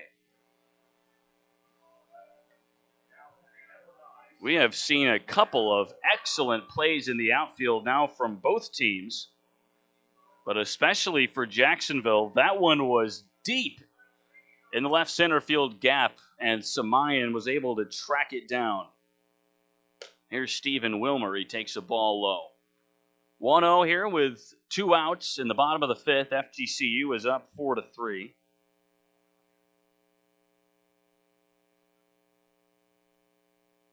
Second pitch on its way from Wilmer, or to Wilmer. That's a called strike.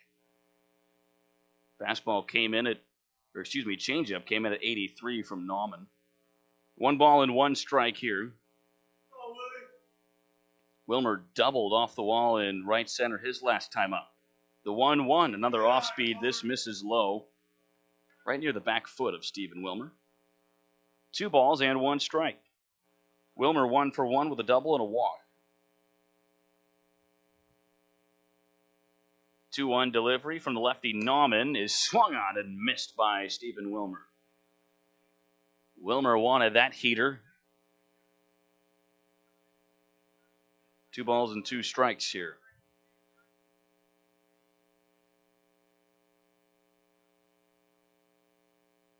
Fifth pitch of the at-bat is fouled straight behind home plate as Wilmer stays alive. Still 2-2. Wilmer was only 1 for 7 against Florida State in that series last week for FGCU. Their last regular season action. 2-2, bounces in front of home plate. An easy watch for Wilmer. And now he's got a full count. Back-to-back at-bats that Tyler Nauman has seen full counts now here for Jacksonville.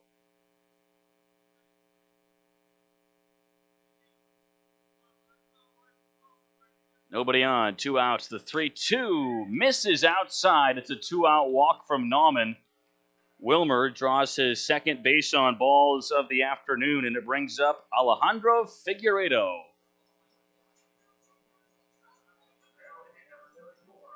If you would recall, back to inning number 3, Figueredo grabbed a hold of one and blew it way back to left field. It's 325 down the line and left, and Figueredo got all of that and more. He also flew out to center field earlier in the game. 1 man on, 2 outs. Figueredo swings and misses at a changeup on the first pitch here from Nauman. It's 0-1.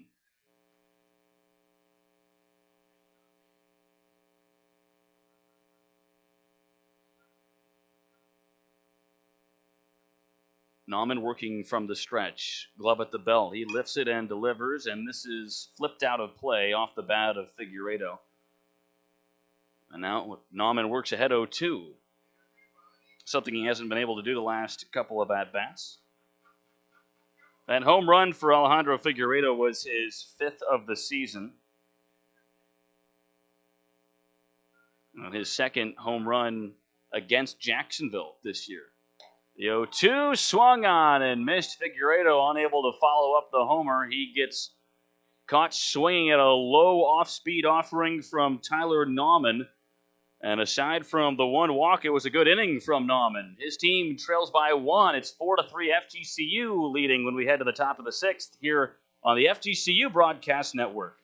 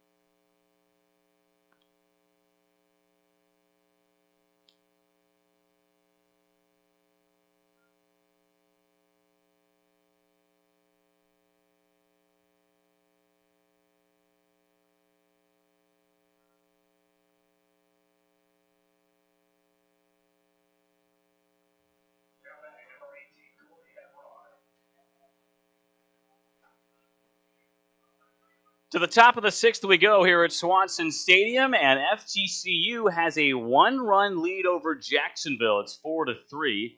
Dolphins have the bats, and Tyler Shuck has the ball on the hill here for the Eagles. Corey Heffron is the batter to start things off in the 6th. First pitch here, curveball drops in for a strike, and it's 0-1. FGCU jumped out to a 4-0 lead after 3 innings, much in part to a 2-run homer from Alejandro Figueredo. Shuck gets Heffron to swing and miss at the 2nd pitch, and it's 0-2. But after Figueredo's homer, Jacksonville was able to put up 3 runs in the 4th. And that's where we sit now, 4-3. Heffron down to the count, 0-2. He's 1 for 2 so far, singled his last time up. Shuck to the plate. He kicks and deals off speed, just missed low. 1 ball and 2 strikes, but a good pitch there on an 0-2 count from Tyler Shuck, who came in to replace the starter Tyler Tipton.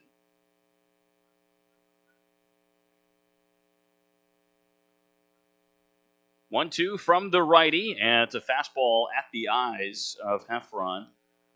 2-2 now.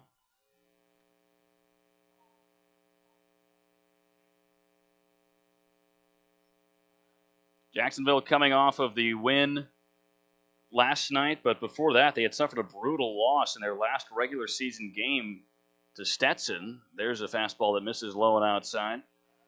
3-2 now to Heffron, but Jacksonville lost 15-3 at Stetson back on Saturday in the last game of their regular season. Stetson scored 9 runs in the first inning of that game, and that's kind of been the story of Jacksonville's year. They've had these just disastrous innings a couple times per game, or once per game.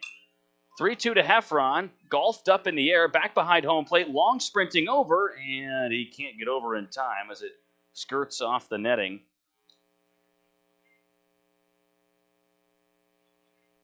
Still 3-2. Heffron stays alive. But it's that one or two bad innings that has sunk Jacksonville throughout the year. And 11 wins. They went 11-31. They only had 3 conference wins, 3-15 in the ASUN conference. One of them did come against FGCU, but the Eagles had their number the other 5 times. 3-2 pitch from Shuck to Heffron. Swung on and popped up in the air. Shallow left. Garcia, the shortstop, moving back. And he backpedals into out number 1 as he makes the catch. Heffron is taken care of after a tough at-bat. There's one away, and it's Elias Flowers now up for the second time here this afternoon. Third time this afternoon.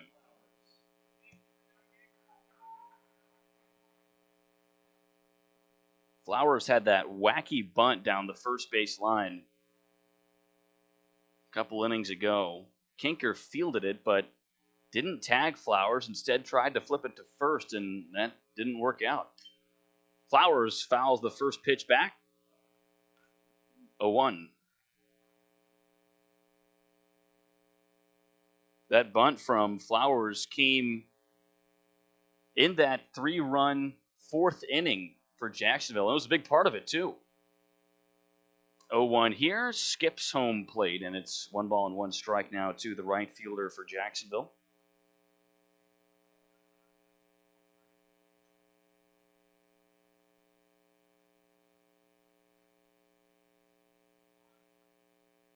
Shuck, the 1-1 pitch. Off speed, just misses low below the knees of Elias Flowers. 2 balls and 1 strike.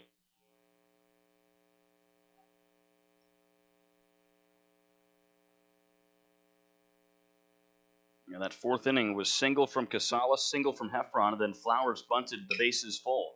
Now it's a ground ball over to second. Krazminski bobbles it, sticks with the program, throws to first, but Flowers is safe at the bag.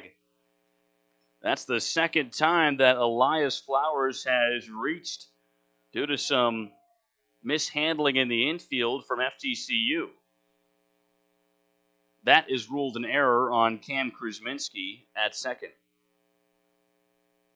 The previous one was not, but Elias reaches here either way for the second time this afternoon. There's a man on first and 1 out, and this is Jackson Gratsky, the third baseman, up now.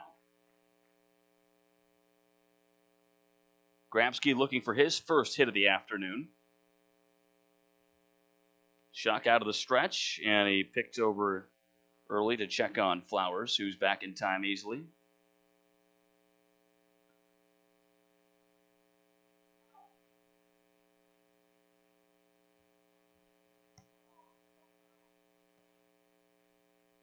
Righty to a righty, and once again we will see a pickoff move over to first, and once again Flowers is back in time. There was a tricky play last night in the infield for FGCU that ended up costing them some runs. Here's a bunt back to the pitcher, fielded by Shuck. He throws to first, and Gratsky's safe at the bag. The small ball from Jacksonville continues to put pressure on FGCU, and now starting to frustrate the Eagles. That same type of play from the Dolphins helped put up those 3 runs in the 4th, and now Jacksonville's in business with a pair of base runners here in the top of the 6th. It's a 4-3 game, and Jake Berg is up now, the catcher who singled to right field his last time up. But last night, like we were saying, there was a misfire from Richie Garcia to second base in an attempted double play. The ball got into right, and Jacksonville just kept running. That was part of their 4-run 9th inning last night to take that 4-1 win. There's a ball and a miss low in front of Berg. It's 1-0. 1 out here in the top of the 6th. Flowers on second base. Gratsky on first. Tyler Shuck in a bit of hot water.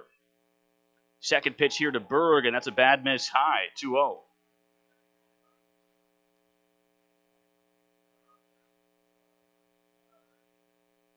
And one thing you can't afford to do if the other team is playing small ball is to not throw strikes. The bottom of the order does not have a ton of pop here for Jacksonville, but they've been tough this afternoon. Fastball just missed low across the plate. Johnny Long did his best frame job, but he couldn't catch the ire of the home plate umpire Ray Chamberlain, and now it's a 3-0 count to the 8-hole hitter Jake Berg.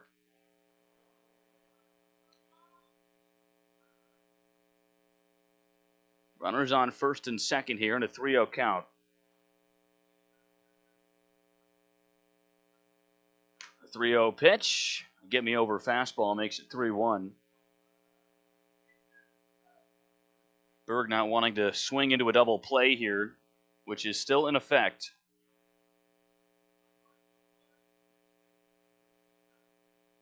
One-run game here in the top of the sixth in a big spot with the bottom of the Jacksonville order at the plate and on deck. The 3-1 is fouled back, and it's a 3-2 count.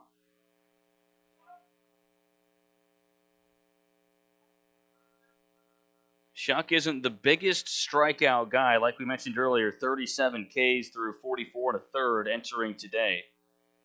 He does have one strikeout to his name already this afternoon.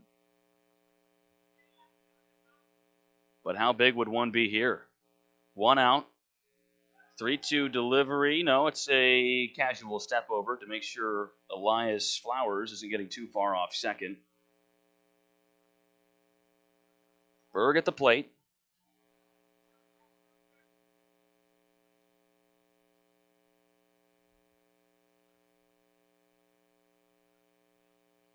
Shuck taking his time getting his signs here.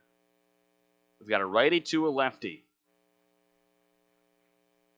Shuck kicks and delivers. That's fouled back. Berg stays alive. Jake Berg, the catcher for Jacksonville this afternoon. He's now hitting .211 on the season. His average jumped up about 12 points after he singled earlier. Hasn't seen a ton of action. 3-2 again. Fastball low, and it's ball 4. What an at-bat from the freshman Jake Berg. Now the bases are loaded, one out, and the top of the order is looming. First, it's Jesus Pacheco. But a tough at-bat from Jake Berg. He was ahead 3-0. Shuck almost came back 3-2, and then Berg fought off a couple foul and then watched ball 4. Here's Pacheco, who has singled and grounded into a fielder's choice. His single back in the second inning was an infield hit over to Cam Krazminski at second. It was a tough play. First pitch here, off speed, misses high above the zone, and Shuck starts the at-bat out behind 1-0.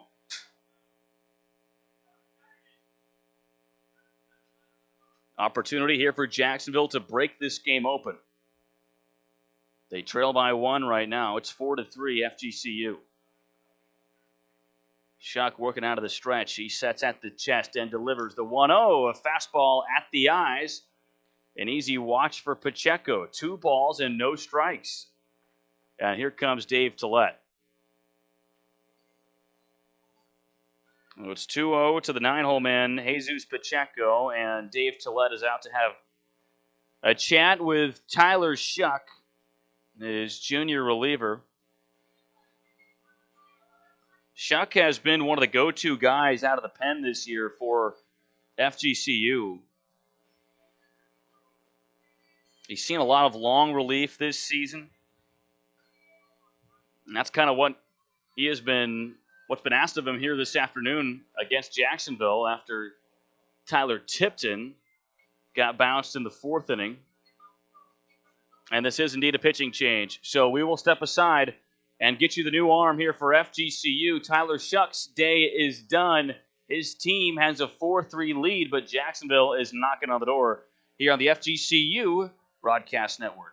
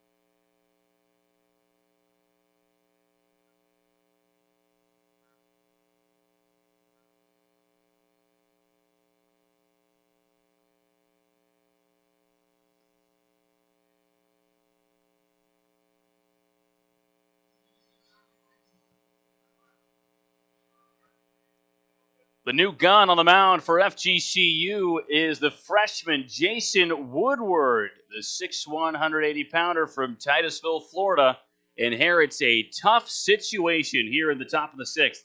Jacksonville has runners on all the bases, one out, and it's Jesus Pacheco who has a 2-0 count here. It's a 4-3 game, FGCU on top, but the Dolphins with a great chance to tie, take the lead, or really take control of this game.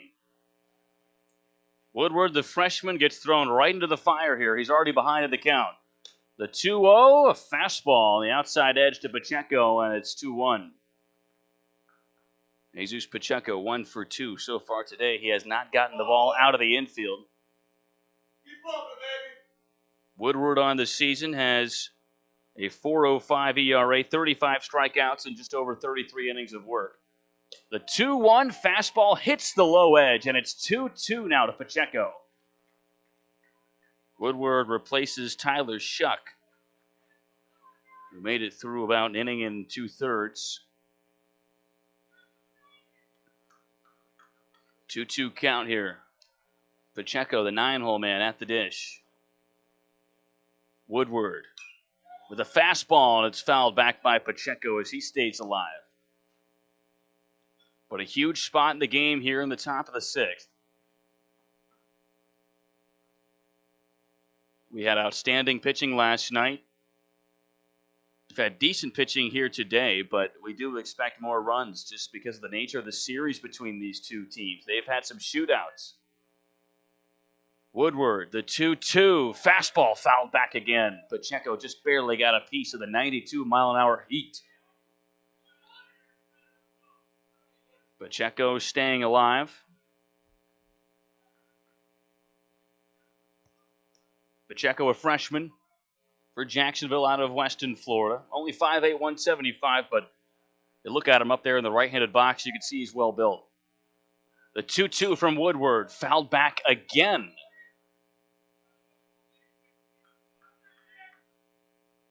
Woodward is throwing nothing but fastballs here.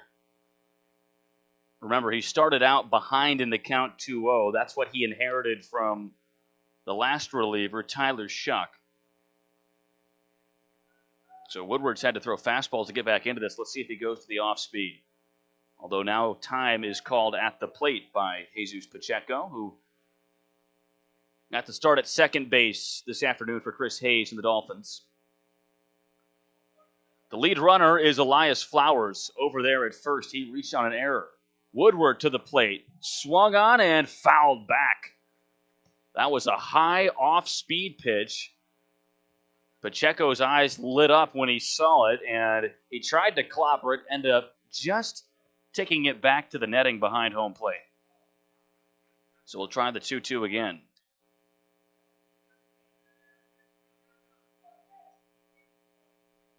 We've got Flowers on third, Gratsky on second, and Berg on first. Woodward to the plate, fouled away to the first base side as Pacheco stays alive. What a battle between these two. You have to wonder what this at-bat would have looked like if Woodward could have started it fresh instead of starting behind 2-0.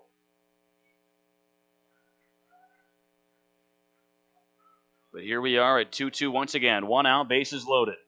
One-run game. Woodward missed high that time. Pacheco was able to lay off the off-speed.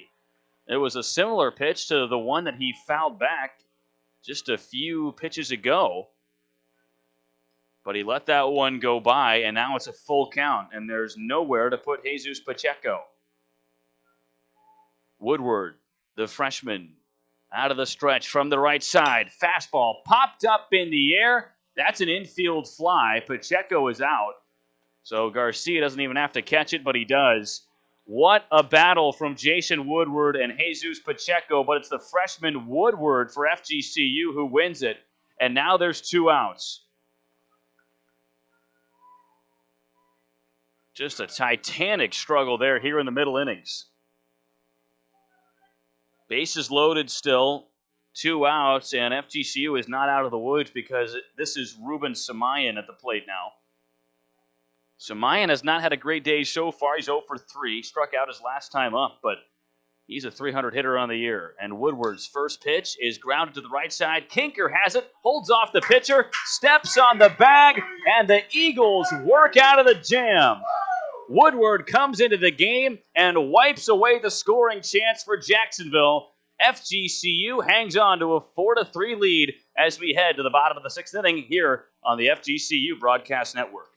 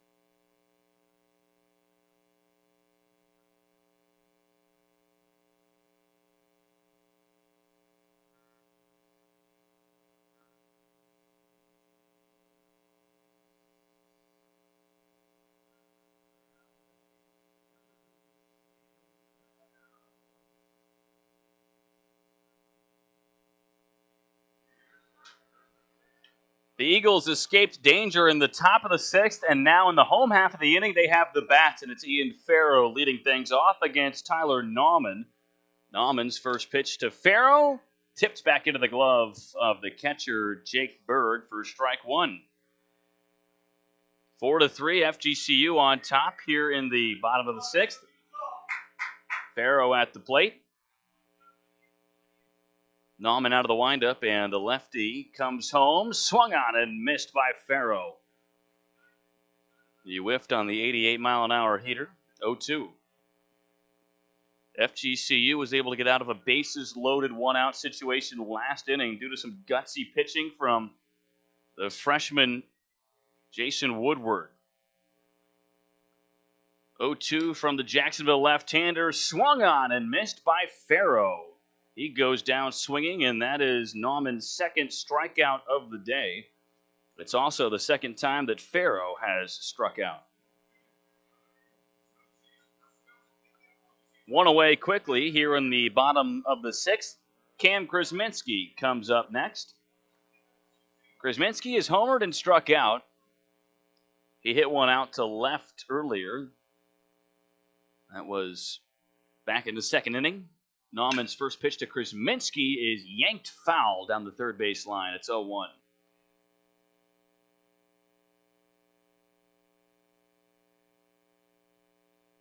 Krazminski, one of these seniors here for FGCU. The Eagles have 6 players that they'll be saying goodbye to at the end of this year. 0-1, swung on and missed. Krazminski way ahead of that one. And it's 0-2. But it's Mark Coffers, Cameron Krazminski, Mason Studstill, Richie Garcia, Hunter McGarry, and Jake Lister. All parting ways with the program after this year. This is their last ride, and this is a must-win game for them. 0-2, check swing from Krazminski. Did he go? No, he did not. That's our first base umpire, Kevin Flay, who gave Krazminski the benefit of the doubt.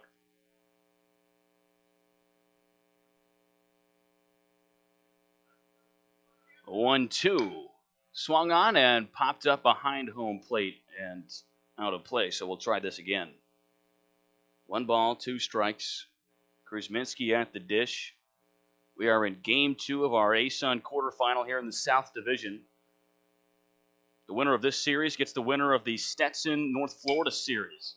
Krazminski pops up the 1-2 behind home plate. Berg runs over. He's underneath, and he makes the catch, falling back towards the field of play. Berg with a bit of an adventure to track that one down, but he did indeed make the grab, and there's 2 down as Krazminski is taken care of for classmate now, Mark Coffers.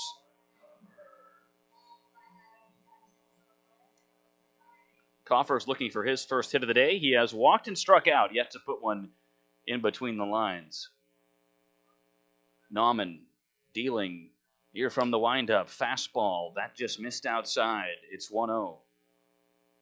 Coffers originally from Naples. Last year in the COVID-shortened season, started all 16 games as he swings past that changeup there. It's 1-1. Coffers last season in those 16 games hit .277. He's hitting .235 this year. His best season, batting average-wise, came as a sophomore. He hit .283. 1-1 is swung on and missed by Coffers. 1 ball and 2 strike. One constant, though, with Mark Coffers has been his play in center field, and that's what has made him really the day-in, day-out starter in center for Dave Tillett and this Eagles outfield unit. The 1-2 is nicked off the end of the bat, foul. Coffers stays alive. Coffers was a member of that 2017 ASUN All-Freshman team and also the 2017 ASUN All-Tournament Team MVP. That was the last time FGCU won this tournament. The 1-2 popped up behind home plate, and Berg watches it go foul. But Coffers was that tournament MVP as a freshman back in 2017. He scored the go-ahead run against this Jacksonville team on a wild pitch in the 10th inning. The 1-2 misses low and outside from Nauman. 2 balls and 2 strikes. That was the last time FGCU won the ASUN tournament. So maybe some bad blood between these two sides. The 2-2 is roped into left field. A base knock for the senior Coffers. And there's 1 aboard here with 2 outs in the bottom of the 6th. Mark Coffers got a hold of that one, hit it on the screws, and punched it right by the third baseman, Jackson Gratsky.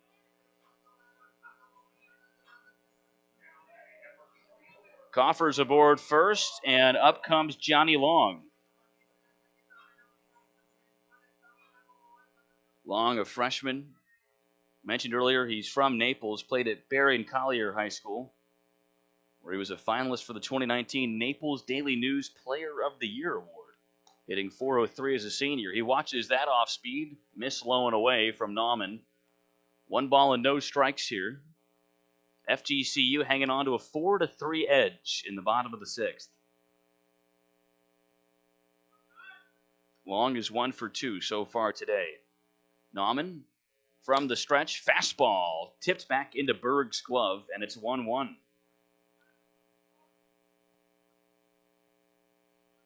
Nauman has looked pretty good in relief here for Jacksonville. He has not allowed a run since he came in to kick off the 4th inning on the hill for Coach Chris Hayes and the Dolphins. 1-1 from the lefty. Coffers takes off. The throw from Berg down to second. Not even close to in time. Little fake out from Pacheco. Like he was going to run into center field to chase that ball, but he had it in his glove the whole time. That's a new one. Or at least a new degree of trying to sell it. Coffers was never fooled. 2 balls and 1 strike here to Johnny Long. The pitch was a miss low from Nauman.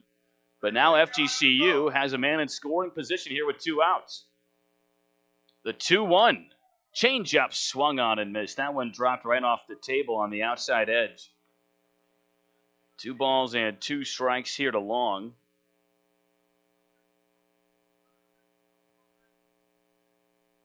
Long flew out to right field in his last at-bat. He singled his first time up. Here's the 2-2. Fastball low across the plate. So now a full count with 2 outs. Good speed in Coffers. Waiting and willing on second.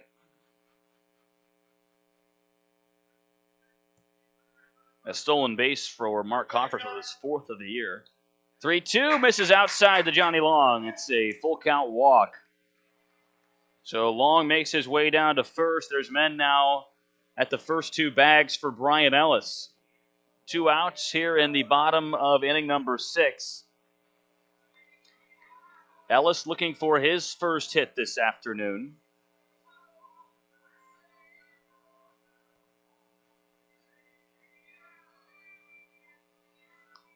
And now we have a mound visit. And this is, I believe, the head coach, Chris Hayes.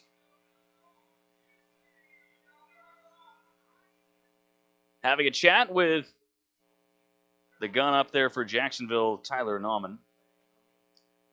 Ellis was 0 for 3 last night in Game 1 of the quarterfinal. That snapped a 5-game hitting streak. But Ellis has been fantastic for Florida this year, just a hitting machine. He leads the club with 65 knocks on the season. Just a quick visit for Jacksonville. We're all ready to go here.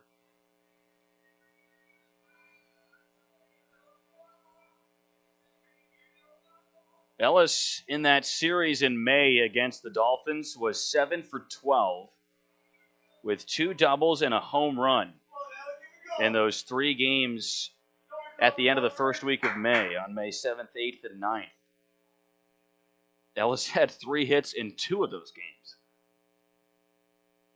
Here's the first pitch from Nauman, swung on and grounded foul over to the first base side. It's 0-1. In the first series against Jacksonville, early in April, Brian Ellis went 8 for 11. And prior to the quarterfinal game last night, Game 1, Ellis had a hit in every game against Jacksonville this season. Like we said, he was 0 for 3 last night, and he is 0 for 3 so far here today. The 0-1 slider misses out there from Nauman. 1 ball and 1 strike here. 2 down.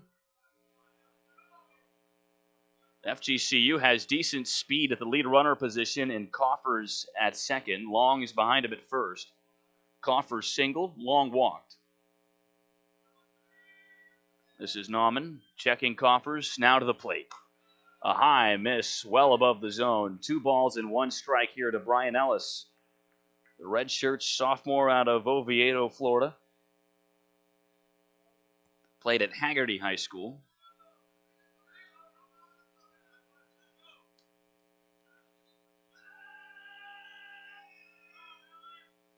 FGCU dugout starting to come to life as Nauman steps over to check on Coffers. Mentioned how good Ellis has been against Jacksonville in the previous series during the regular season. Ellis was also great in the last series of the regular season for FGCU against Florida State. Ellis went 4 for 7 in that series as he takes a ball here, and now it's 3-1. Hitters count to one of the best bats in the lineup for Florida Gulf Coast, Brian Ellis.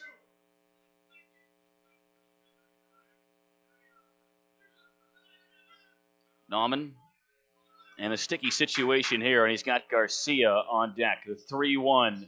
Fastball misses out to Brian Ellis. That's back-to-back walks now from Tyler Nauman. Brian Ellis makes his way down to first. Bases are loaded, and this is Richie Garcia. Not the man you want to see at the plate if you are Tyler Nauman and you've got 3 runners behind you. There are 2 outs here in the bottom of the 6th. FGCU has a 4-3 lead, but boy, Garcia could bust this thing open like a piñata if he gets a hold of one. Garcia has tripled, struck out, and flown out to center. First pitch misses inside. Garcia turns away as if it almost clipped him on the shin. 1 ball and no strikes as Nauman has started to struggle to find the zone here. Pretty big gap in left center right now between Samayan in center and Heffron in left, although those two have shown that they can cover quite a bit of ground here this afternoon. Both Heffron in left and Samayan in center have made great plays moving back towards the wall. The 1-0 to Garcia is fouled back. And it's 1-1. It's fun to watch Richie Garcia hit, not just because of where he can put the ball when he gets his bat on it, but he's so active in the box. So much energy in that frame up there at the plate for FGCU. Garcia at 5'10", 200. He puts this back to center, but Samayan's underneath it, and he makes the catch for out number 3. So now it's Jacksonville's turn to get out of the jam as Nauman holds Florida Gulf Coast scoreless in the 6th. 4-3, moving on to the top of the 7th. Eagles on top here on the FGCU Broadcast Network.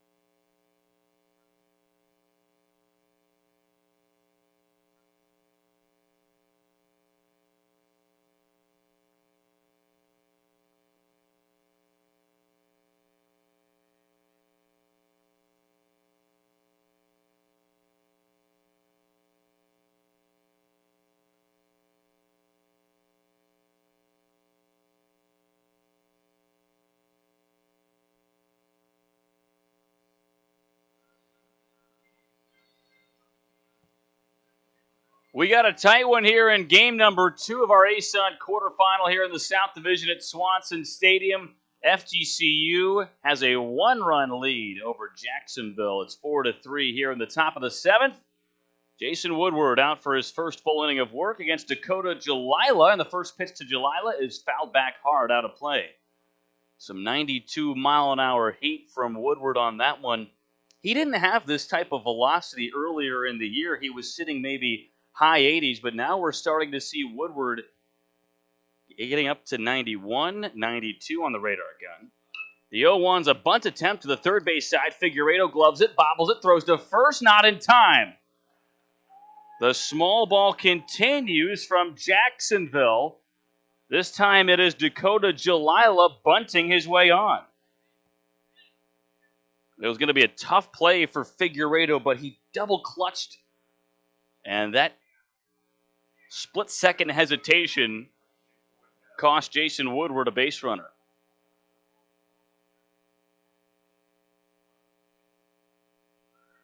So with nobody out, there's a man on first, and here is Christian Coypel, who is yet to show his prowess at the plate here today. He's 0 for 2. Fly out and a ground out. He's also walked. First pitch from Woodward. Slider hits the strike zone right at the knees, and it's 0-1.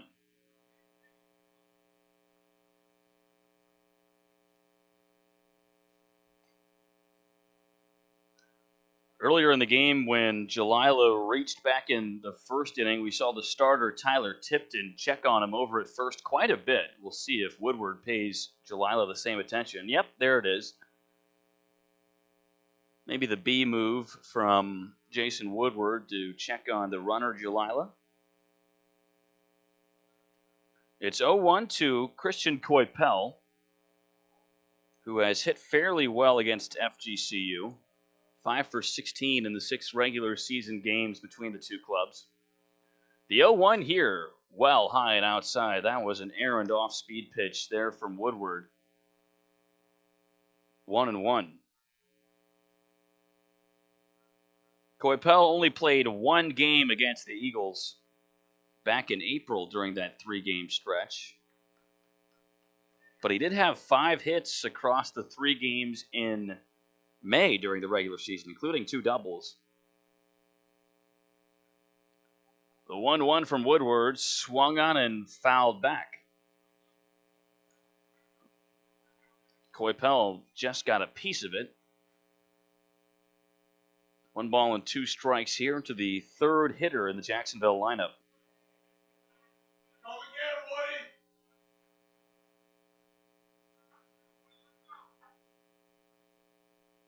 Righty to a lefty here. Woodward, another pickoff move, but Jalila is back easily in time.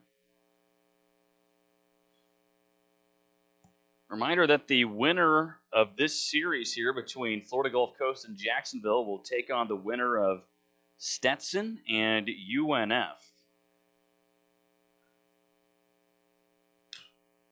There's a foul back from Coypel, still 1-2.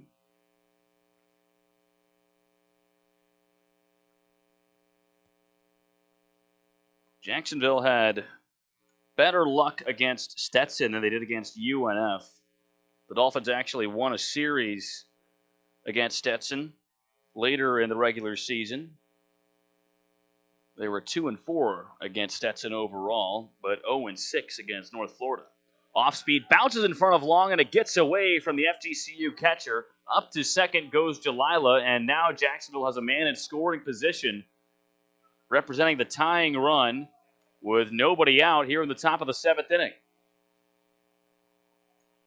FGCU leading 4-3, but the Dolphins have one of their best bats at the plate with Coypel.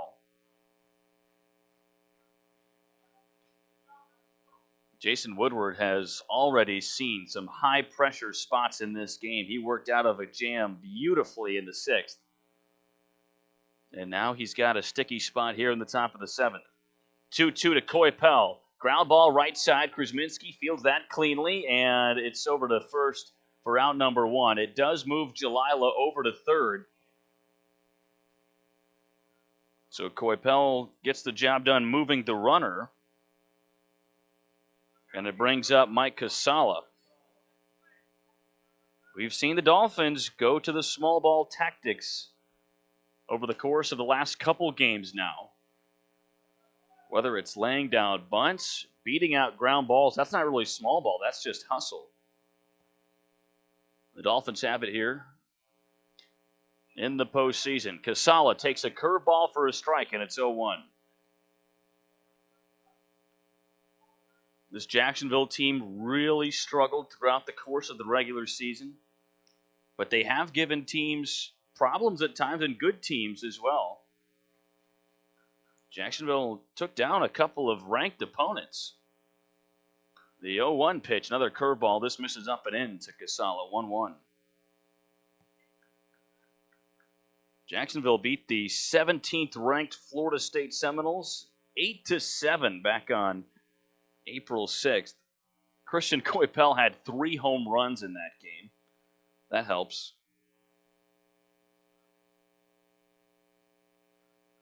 Here's the 1-1. Change-up swung on and missed by Casala, and now it's 1 ball and 2 strikes. Big pitch here coming up from Jason Woodward. Jacksonville also took down the 5th-ranked Florida Gators back on March 15th. That was 10-9 in Gainesville. wild one in the swamp. Both teams scored 4 runs in the 9th inning. The 1-2 from Woodward, off speed, misses low and out. Casala did well to let that go by. 2 balls and 2 strikes here. But the point is that this Jacksonville team can play with some of the best squads in the country when everything goes right for them. Now, obviously, Coypel's not going to hit 3 home runs every single game, and you're not going to score 4 runs in the 9th in every game, although the Dolphins did that last night against FGCU. Curveball, strike 3. Casala can't believe it. He thought it was out, but Woodward gets the punch out for out number 2.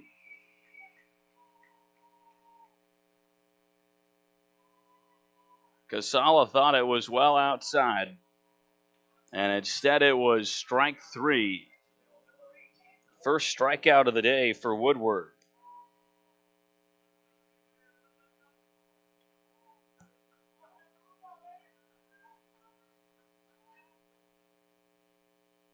Corey Heffron at the plate now. Runner on third.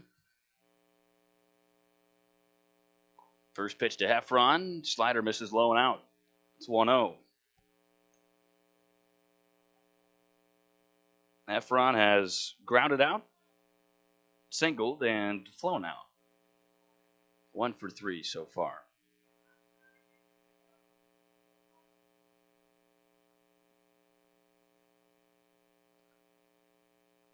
Second pitch here from Woodward, a called strike. That was another changeup that hit the outside edge. It's 1 ball and 1 strike here.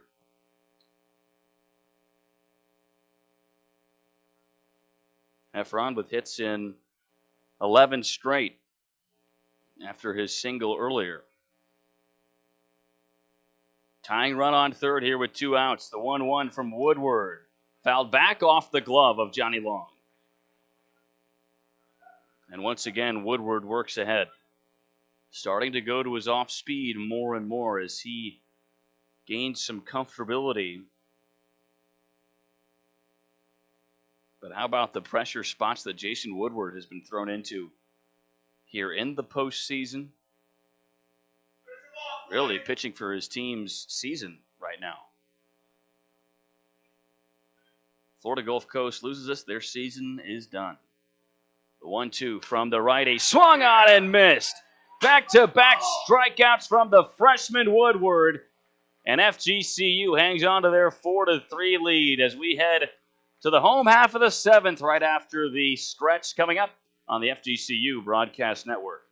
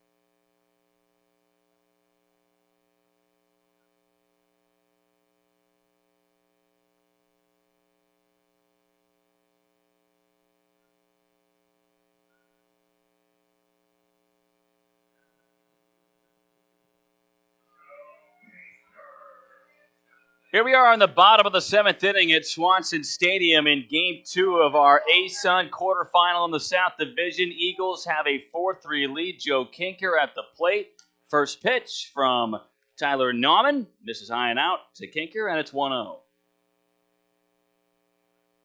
We've gone scoreless since the top of the fourth, in which Jacksonville put up 3 runs. The 1-0 to Kinker fits in for a strike. Changeup hit the outside half. 1 ball and 1 strike to Kinker, who is 0 for 2 so far. He did have a sac fly RBI back in the first. Third pitch from Nauman runs upstairs, and it's 2-1. Nauman is the third Tyler to pitch here today. FGCU has rolled out a pair of Tylers, Tyler Tipton and Tyler Shuck. But Nauman's looked very solid in relief here for Jacksonville, although he misses there with a fastball low and out, and it's 3-1 to Kinker, the 3-hole hitter for FGCU. Eagles trying to advance to tomorrow in Game 3 of the quarterfinal series here against Jacksonville. 3-1 fastball at the knees for a strike. Good spot from Nauman. Full count now. But this is a win or go home situation for FGCU. 3-2, payoff pitch from Nauman. Fastball popped up and out of play. We've seen long balls in this game. We've seen small ball in this game as well. Some punch outs. 7 hits aside. 1 error for FGCU, none for Jacksonville. The 3-2 is hammered to center, but right at the center fielder, Samayan, and he makes the catch easily for out number 1. A hard hit ball by Joe Kinker. But Samayan was able to take care of it, and there's 1 down for Stephen Wilmer.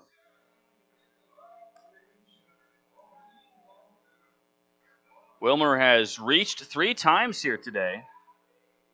And now this is Chris Hayes, the head coach for Jacksonville, calling in the infield, and this appears to be a change.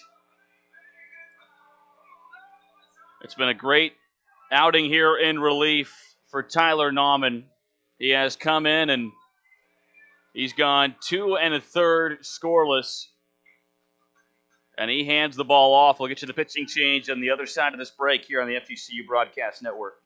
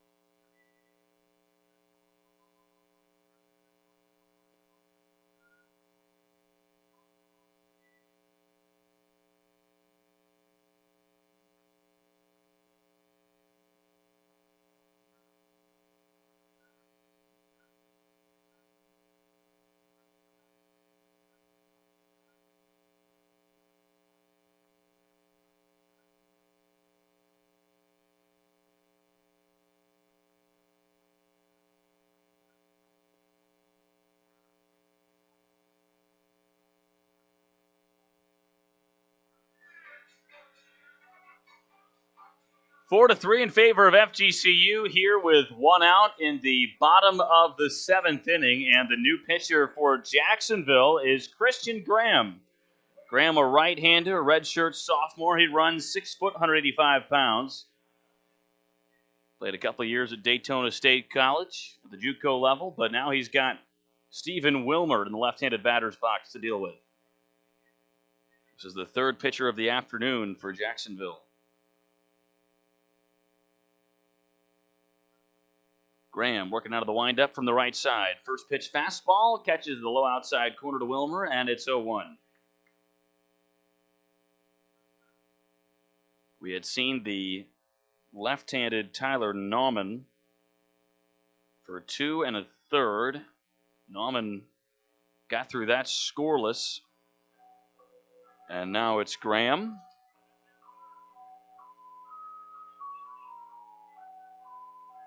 They're going to charge Jacksonville with another mound visit there. Jake Berg wanting to maybe go over some signs with Mr. Graham. 0-1 here to Wilmer, who has walked twice and doubled. Second pitch of the at-bat, a fastball runs high and away. 1 ball and 1 strike.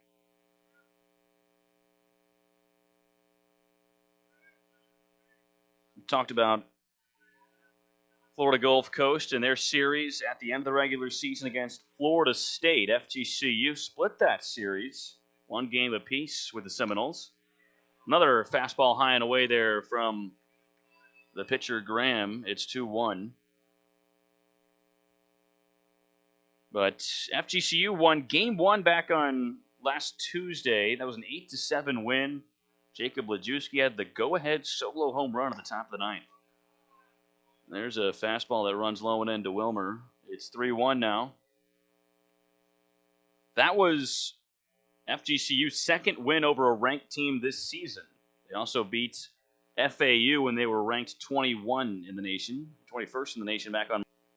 And now it's a full count. 1 out here in the bottom of the 7th. FGCU leads Jacksonville 4-3. We have not had a run since the 4th inning.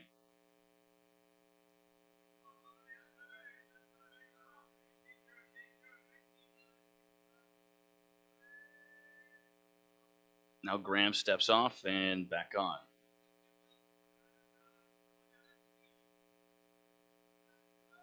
Graham from the right side, the 3-2 misses low. Not even close, almost hit the shoes of Stephen Wilmer, and it's a walk.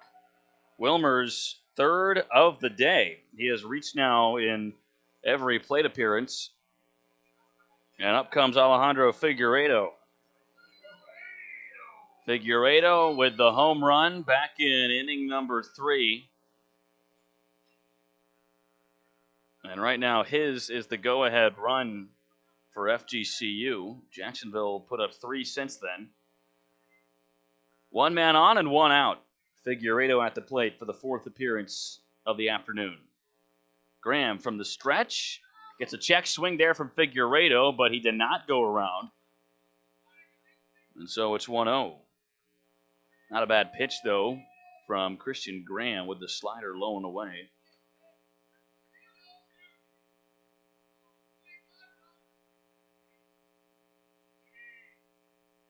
Graham sets at the belt and now comes home. And that pitch finds the outside edge. Change up at 79 miles an hour, and it's 1-1. Figueredo struck out in his only at-bat since the homer. He's hit one out to center, and his homer was down the line and left. The 1-1 swung on and fouled back into the glove of Jake Berg. So now it's 1 ball and 2 strikes to the third baseman, Figueredo, here for FGCU.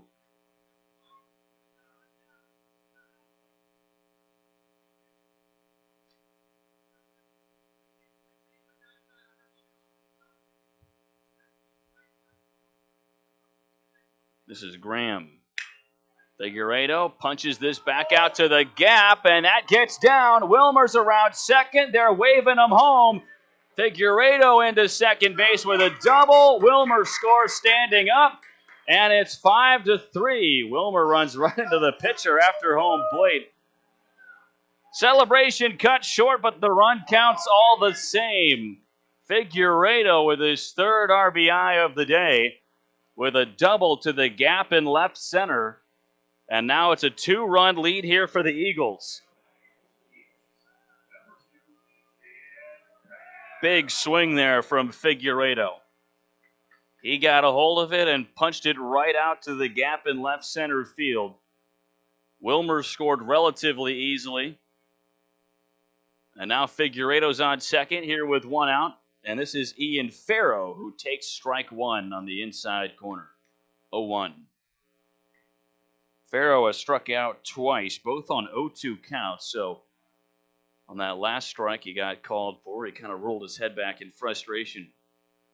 Second pitch here, that hits the dirt in front of home, gets away from Berg, and Figueredo's up to third base.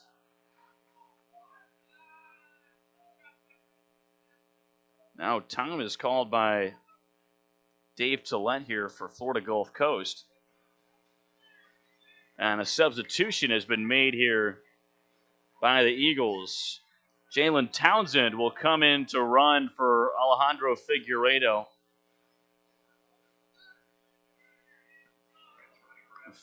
Townsend definitely gives FGCU some more speed here. But Figueredo comes out. His day at the plate, 2 for 4, a double and a home run. It's 1-1 to Ian Farrow. There's one out here in the bottom of the 7th. Graham's third pitch is fouled back by Farrow. He reached for that one. And now it's 1-2. Farrow singled his second time up. Just kind of dribbled one through the left side of the infield. The Dolphins infield is now playing in towards the grass with Townsend at third. The 1-2 is fouled back into the glove of Berg, who squeezes it for the second out of the inning. A big strikeout there from Christian Graham as he gets Farrow to chase one high.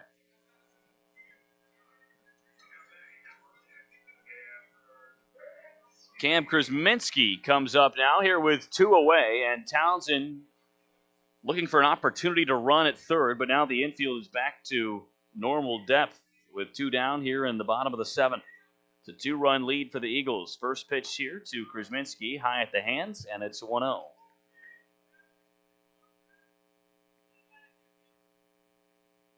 Krazminski's homer earlier was his third of the campaign, going back into the regular season.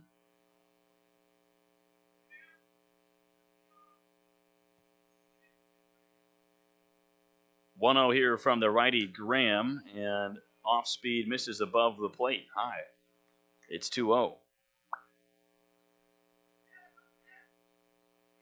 This is the 4th time now here that Christian Graham has pitched against FGCU. Last time he saw the Eagles was back on May 9th. Third pitch here is a called strike to Krazminski. Just got a piece of the low part of the zone. 2-1. But on May 9th against FGCU, Graham struggled a little bit. He walked 4 in 2 innings and ended up giving up 6 runs, 4 of which were earned. The 2-1 is fouled straight back here by Krazminski, and now it's 2-2.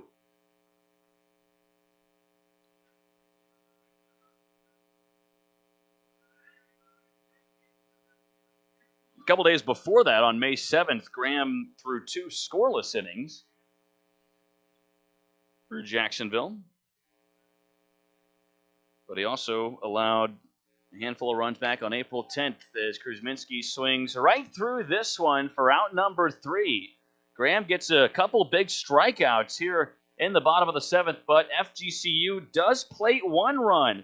An RBI double from Alejandro Figueredo has given FGCU now a 5-3 lead as we move on to the top of the 8th here on the FGCU Broadcast Network.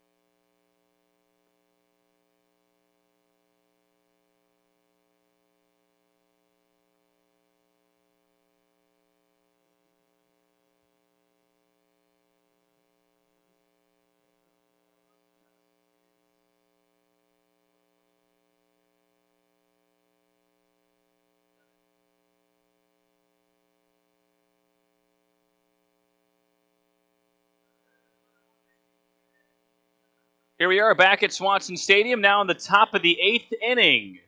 This is game 2 of our A-Sun quarterfinals. This is Jason Woodward on the hill, and the first pitch to Elias Flowers is a curveball that misses low across the shoelaces, and it's 1-0. A 5-3 lead here for the Eagles over the Dolphins. FGCU put up a run there in the bottom of the 7th, thanks to an RBI double from Alejandro Figuerado. The 1-0 from Woodward. Fastball misses a little up, and it's 2-0 now to Flowers. Figueredo has since left the game. He was subbed out while he was a runner on third. Jalen Townsend came in to pinch run, and now Jacob Lajewski is playing third base where Figueredo was at the start of the game. This is fouled back to the third base side, but out of play, and much too far for Mr. Lajewski at third. It's a 2-1 count here to Elias Flowers, who is 0 for 2 so far today, but has reached twice.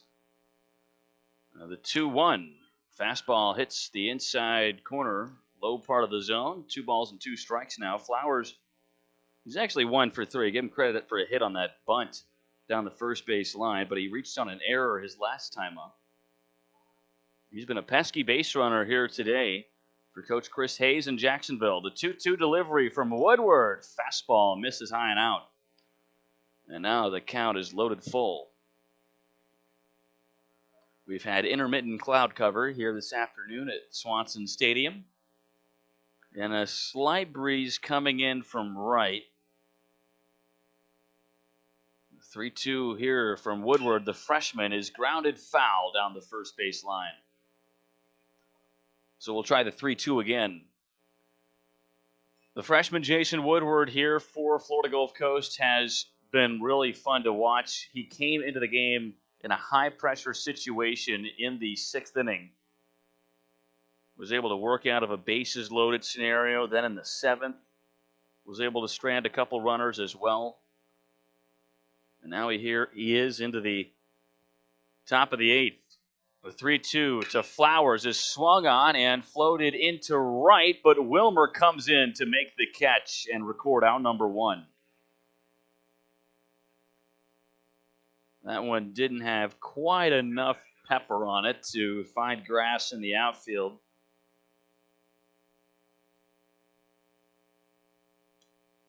Jackson Gratsky now to the plate here for Jacksonville. He has only reached once here this afternoon.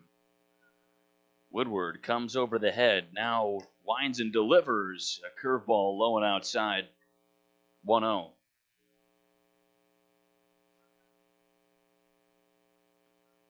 Remember that Woodward entered the game inheriting a 2-0 count on Jesus Pacheco in the 6th. Gratsky fouls this one back. It's 1-1. But in the 6th, with the bases loaded and a 2-0 count to Pacheco, Woodward was really just going to the fastball over and over again. He started to trust that curveball more and more as he's had more opportunities to pitch with the bases clear here. The 1-1's a fastball that swung on, grounded over towards third, cut off by Lajewski, and he whips it over to first for out number 2. Jacob Lajewski's first action in the field since subbing in for Jalen Townsend, who replaced Alejandro Figueredo. And there's 2 outs now here at the top of the 8th inning.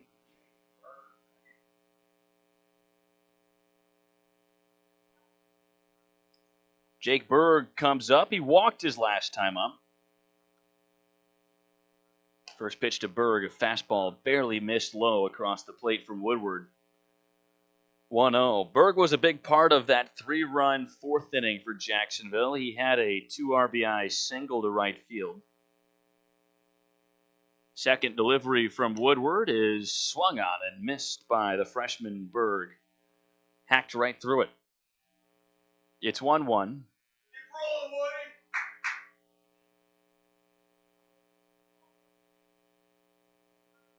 2 outs here in the top of the 8th, 5-3 FGCU. The 1-1 swung on and fouled back into Johnny Long's glove. So it's 1-2. Woodward dialed that one up at 92 miles an hour. Let's see what he goes to here. He's got a couple of heaters by Jake Bird. The freshman from the right side. 1-2. Swung on and missed. Woodward blew him away to end the inning. And FGCU heads to the home half of the eighth, up 2 runs here on the FGCU Broadcast Network.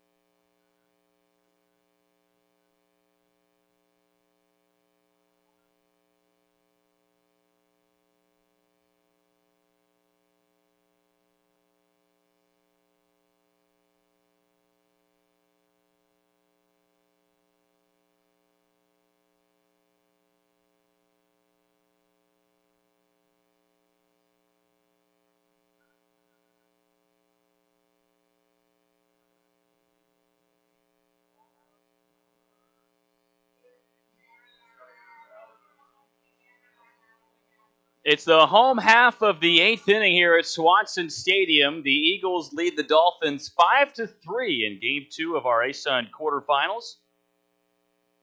Mark Coffers to lead things off for FGCU here in the bottom of the eighth.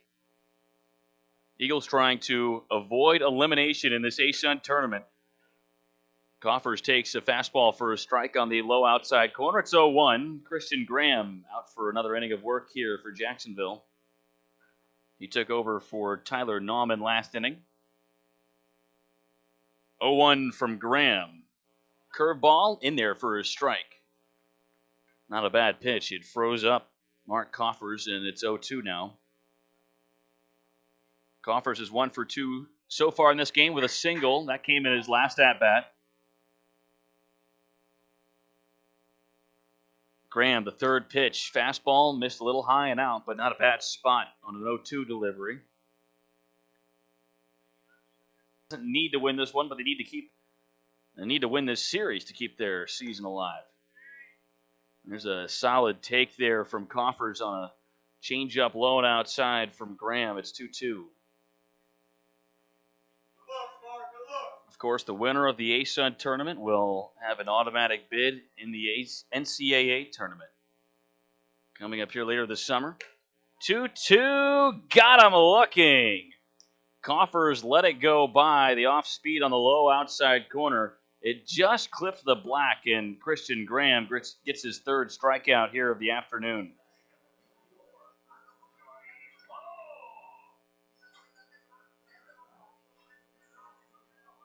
Johnny Long comes up now, the catcher for FGCU. There's one away here in the bottom of the eighth.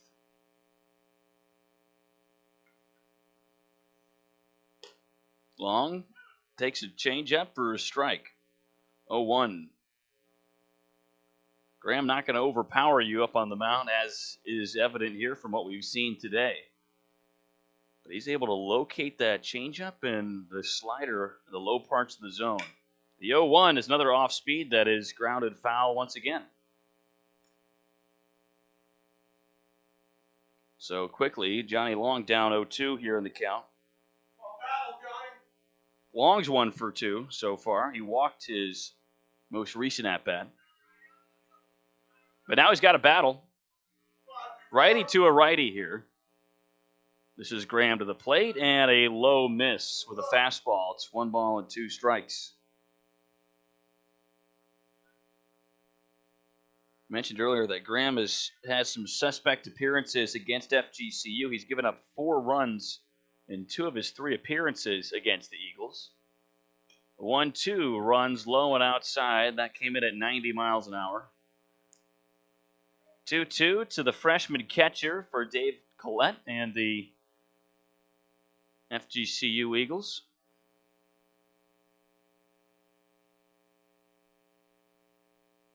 Graham comes to the plate. The 2-2 just missed low and outside. It was a good hold from Johnny Long. Tempting pitch. Had a little bit of dip to it at the end, but Long was able to let it go by. That's a seasoned eye there from the freshman catcher. And now Long calls time. Eagles with 1 run in the 7th inning.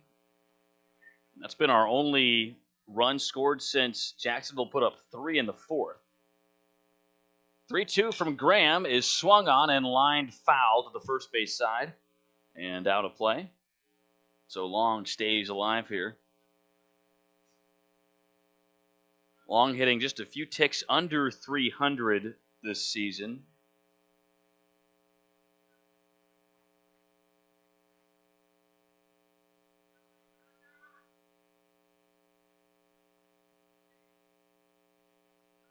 Christian Graham from the right side. The 3-2 popped up in the infield.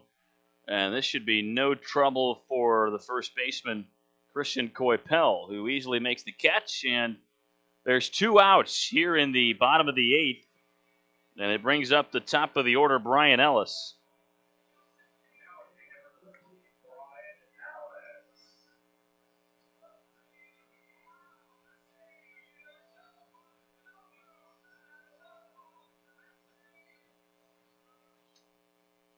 Ellis comes up, and he is hitless. That's something you don't often say about Brian Ellis. 0 for 3. He did walk his last time up. First pitch to Ellis, a fastball in at the knees for a strike, and it's 0-1.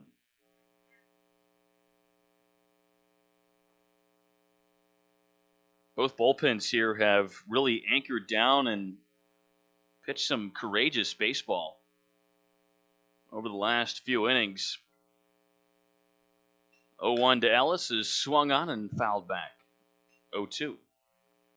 But it looked like things were going to start taking off in an offensive direction after Jacksonville made it a 1-run game in the 4th. But things trended the opposite way. Once both starters left, we had scoreless ball until the 7th when FGCU was able to plate a run. The 0-2 from Graham, fastball at the eyes. 1 ball and 2 strikes. Maybe Graham trying to change the eye level of Brian Ellis a little bit. Let's see if he gives him some low off speed now. Little high-low combo. Graham out of the windup. The 4th pitch of the at-bat. Fastball just missed low. Not a bad miss there from Christian Graham. It's 2-2.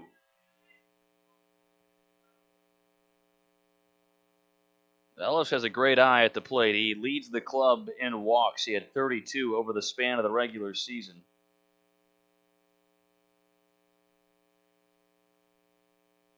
2-2. Curveball swung on and crushed down the line in right. Chasing is Flowers, and that's foul.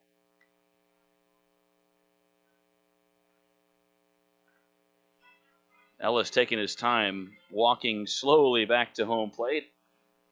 Getting his breath back. Going to have to dig in here once again. And a 2-2 count with 2 outs here in the bottom of the 8th inning. It's a 2-run game. FGCU on top.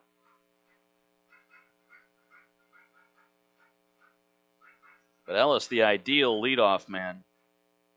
Good speed. Gets on base. A great eye at the plate. He takes a lot of walks. Oh, and he hits. 2-2 from Graham. Fastball is floated out to left, and that drops. base knock for Brian Ellis. They couldn't keep him down for long. It's a 2-out single just sliced into left field. And now the Eagles have a man on for Richie Garcia.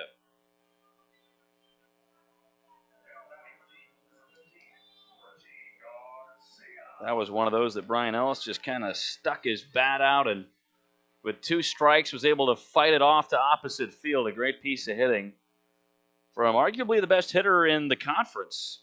Ellis with the batting title in the A-Sun. Here's the first pitch to Garcia. Swung on and crushed out to left field. Smell you later.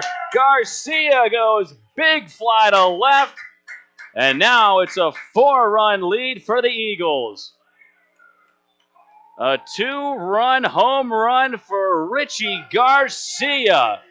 And the first team All A-Sun selection goes Yabo to left.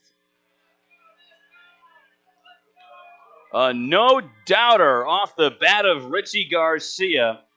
That's his 6th home run of the season, and now it's 7-3 FGCU. A monster blast from Garcia. Ellis kept the inning alive with a great 2-strike hit out to left field. He had a 2-2 count protecting the plate, sliced one to left, and then Richie Garcia busted it open with a huge shot to left. And now here's Joe Kinker. First pitch misses well low and away, and it's 1-0. Garcia's triple went to the corner and left. It wasn't nearly as flashy as that last swing, though. The 1-0 to Kinker finds the outside edge. That fits in for a strike, and it's 1-1. 2 outs here still in the 8th.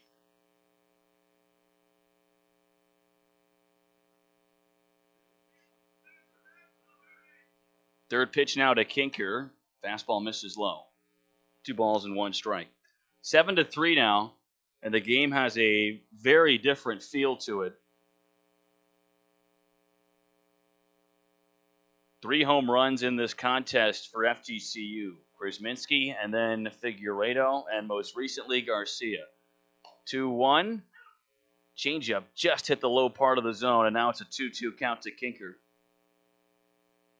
You give up the home run to Garcia, and then you get to pitch to Joe Kinker, who's hit it over the wall 13 times this year. Bully for you. Here's the 2-2 from Christian Graham. Off speed is grounded weakly over to short, fielded cleanly by Jalila, and then thrown over to first for out number 3. A deep 2-run homer from Richie Garcia has made it a 7-3 game in favor of the hosts. The last bat's coming up for the Jacksonville Dolphins. Coming up next here on the FGCU Broadcast Network.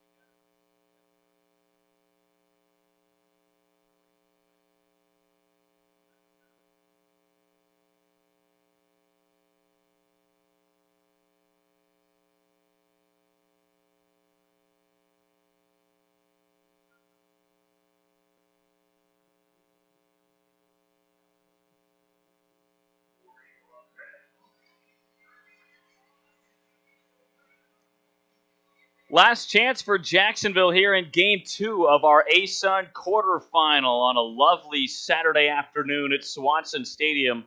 FGCU leads Jacksonville 7-3 here now in the top of the 9th inning. Jesus Pacheco, the bottom of the order for the Dolphins, will lead things off. Defensive substitution, Corey Clement is now playing first base instead of Joe Kinker. First pitch from Woodward to Pacheco is a ball low, and it's 1-0. It's a 4-run game right now. Remember that Jacksonville scored 4 runs in the 9th inning last night. That was a bit of a different situation, but nonetheless, this is a team that can put them up in a hurry as Pacheco squares but pulls away from ball 1. 2-0 the count. Woodward has been dealing here for FGCU. He grabbed a pair of strikeouts his last time out on the hill. Third pitch at the at-bat here to Jesus Pacheco. A high fastball. Pacheco shakes it off, and it's 3-0. Jacksonville has had the most success at getting on base and scoring runs here today when they've been able to implement a small ball approach with bunts and infield singles. The 3-0 to Pacheco, called strike on the high part of the zone. Pacheco tried to sell it. He's called back into the right-handed batter's box. 3-1 the count. FGCU opening up a 7-3 lead after 3 runs in the last 2 innings combined. 2 of those coming on a huge Richie Garcia home run. The 3-1 to Pacheco, swung on and popped up in the infield. Garcia's underneath, and he makes the catch for out number 1. A harmless fly out from Jesus Pacheco.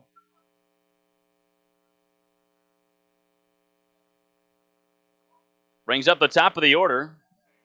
Ruben Samayan to the plate now.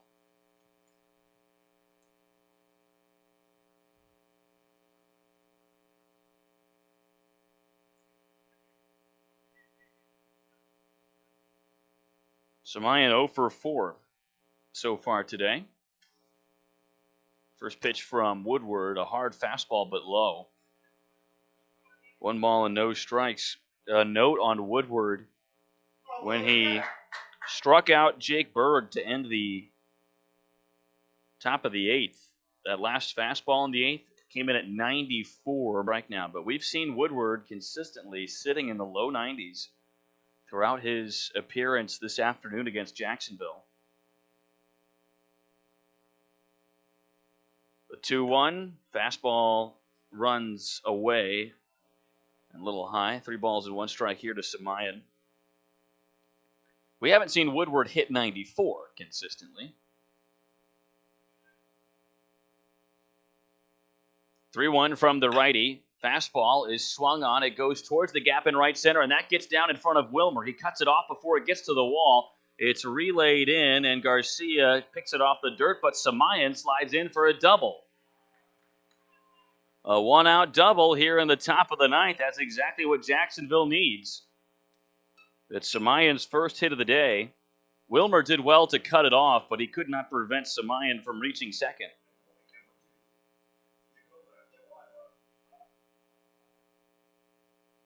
Dakota Jalila comes up now. The top of the order has struggled here for Jacksonville tonight. At least so far before this inning they had. Looks like Samayan is stretching something out. Working on that left leg, that left knee. The Jacksonville trainer now heading out.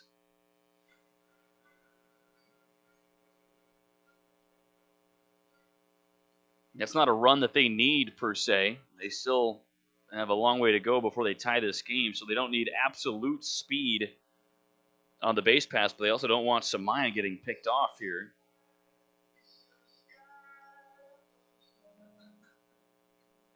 But yeah, Ruben Samayan still in some trouble at second base, having some issues with that left leg, it looks like. That left knee might have taken a hard slider, harder than he wanted to, into the base. They're going to bring him off the field. Chris Hayes pulling Ruben Samayan off the field. That's a big blow for Jacksonville.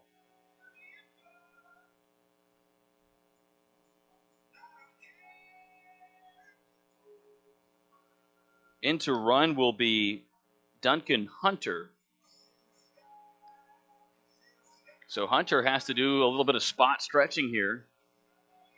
And now he is the runner for Jacksonville at second with Dakota Jalila at the plate. But before that double, Samayan and Jalila were both hitless.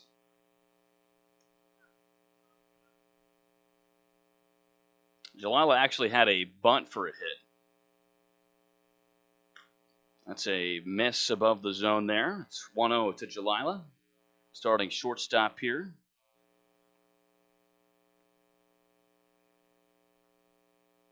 Jalila, a great defensive player for Jacksonville, always has been. The 1-0. Fastball misses in near the stomach, and it's 2-0. But Jalila was the first ever player in Jacksonville history to win the ASUN Defensive Player of the Year award. He did that in 2019, his redshirt junior year, only making 4 errors at shortstop. The 2-0 fastball hits the low half of the zone, and now it's 2-1.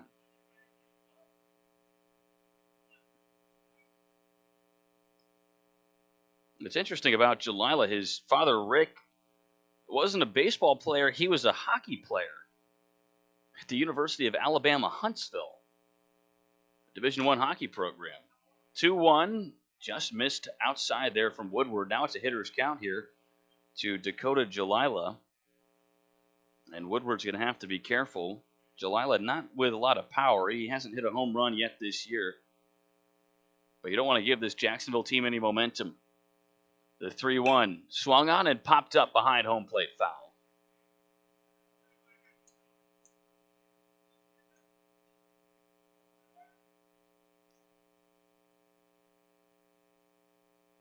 Jalila was very good against FGCU in the May series earlier in the regular season. He was 9 for 16 in that series. 3-2 from Woodward. Check swing, and he got him. Jalila can't believe it, but he is sent back to the dugout. It was a called strike.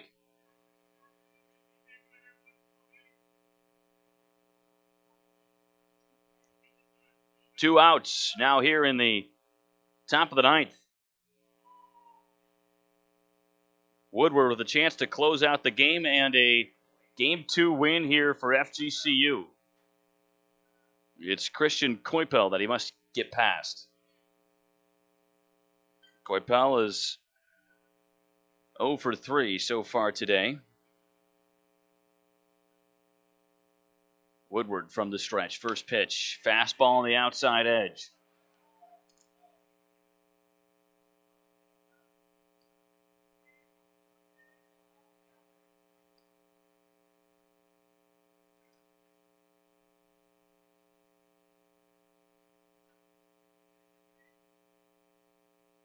Second pitch.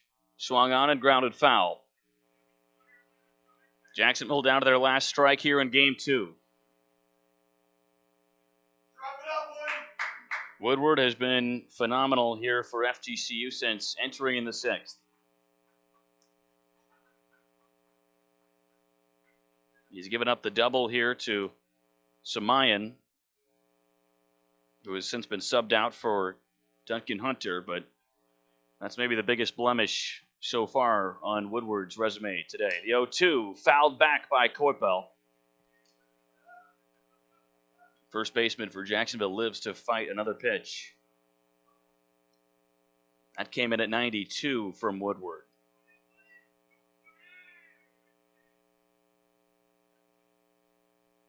This Jacksonville group, it's a feisty bunch.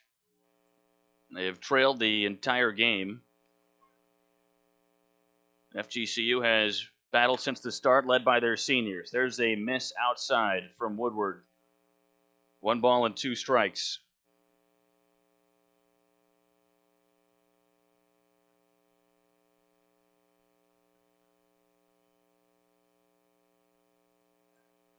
From the stretch, here's the freshman. Delivering from the right side, the 1-2. Off speed, just missed low. Right in front of the shins of Koipel. Almost got him on that front leg. But now it's 2-2. 2 outs with Duncan on second base.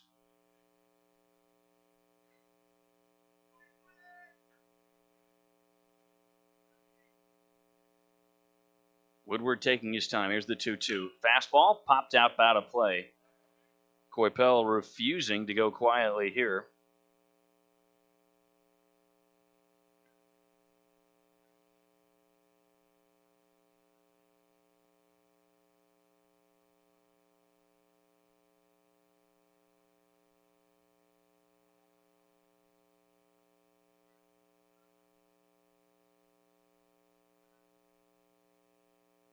Two outs. Here's the 2-2 again. Swung on, grounded over to the right side. Coming in at second, it's Krazminski. Throws to first in time for out number 3, and that's the ball game. Jason Woodward and the Eagles hang on to win 7-3, and they force a rubber match that will take place tomorrow at 1 o'clock right here back at Swanson Stadium. That will decide the winner of this quarterfinal round here between FGCU and Jacksonville. Today it is the Eagles answering back and grabbing a 4-run win. With 3 homers to go along the way, it was Krazminski, Figueredo, and Garcia leaving the yard. 3 homers for FGCU. They put up 7 on 10 hits. They made 1 error in the field. Jacksonville put up 3 runs on 8 hits. No errors in the field. The win here today goes to the starting pitcher for FGCU, Tyler Tipton. 7-3 the final score. We will see you again tomorrow at 1 o'clock. That will decide who moves on to face the winner of UNF and Stetson. We will see you, like we said, tomorrow afternoon right here on the FGCU Broadcast Network.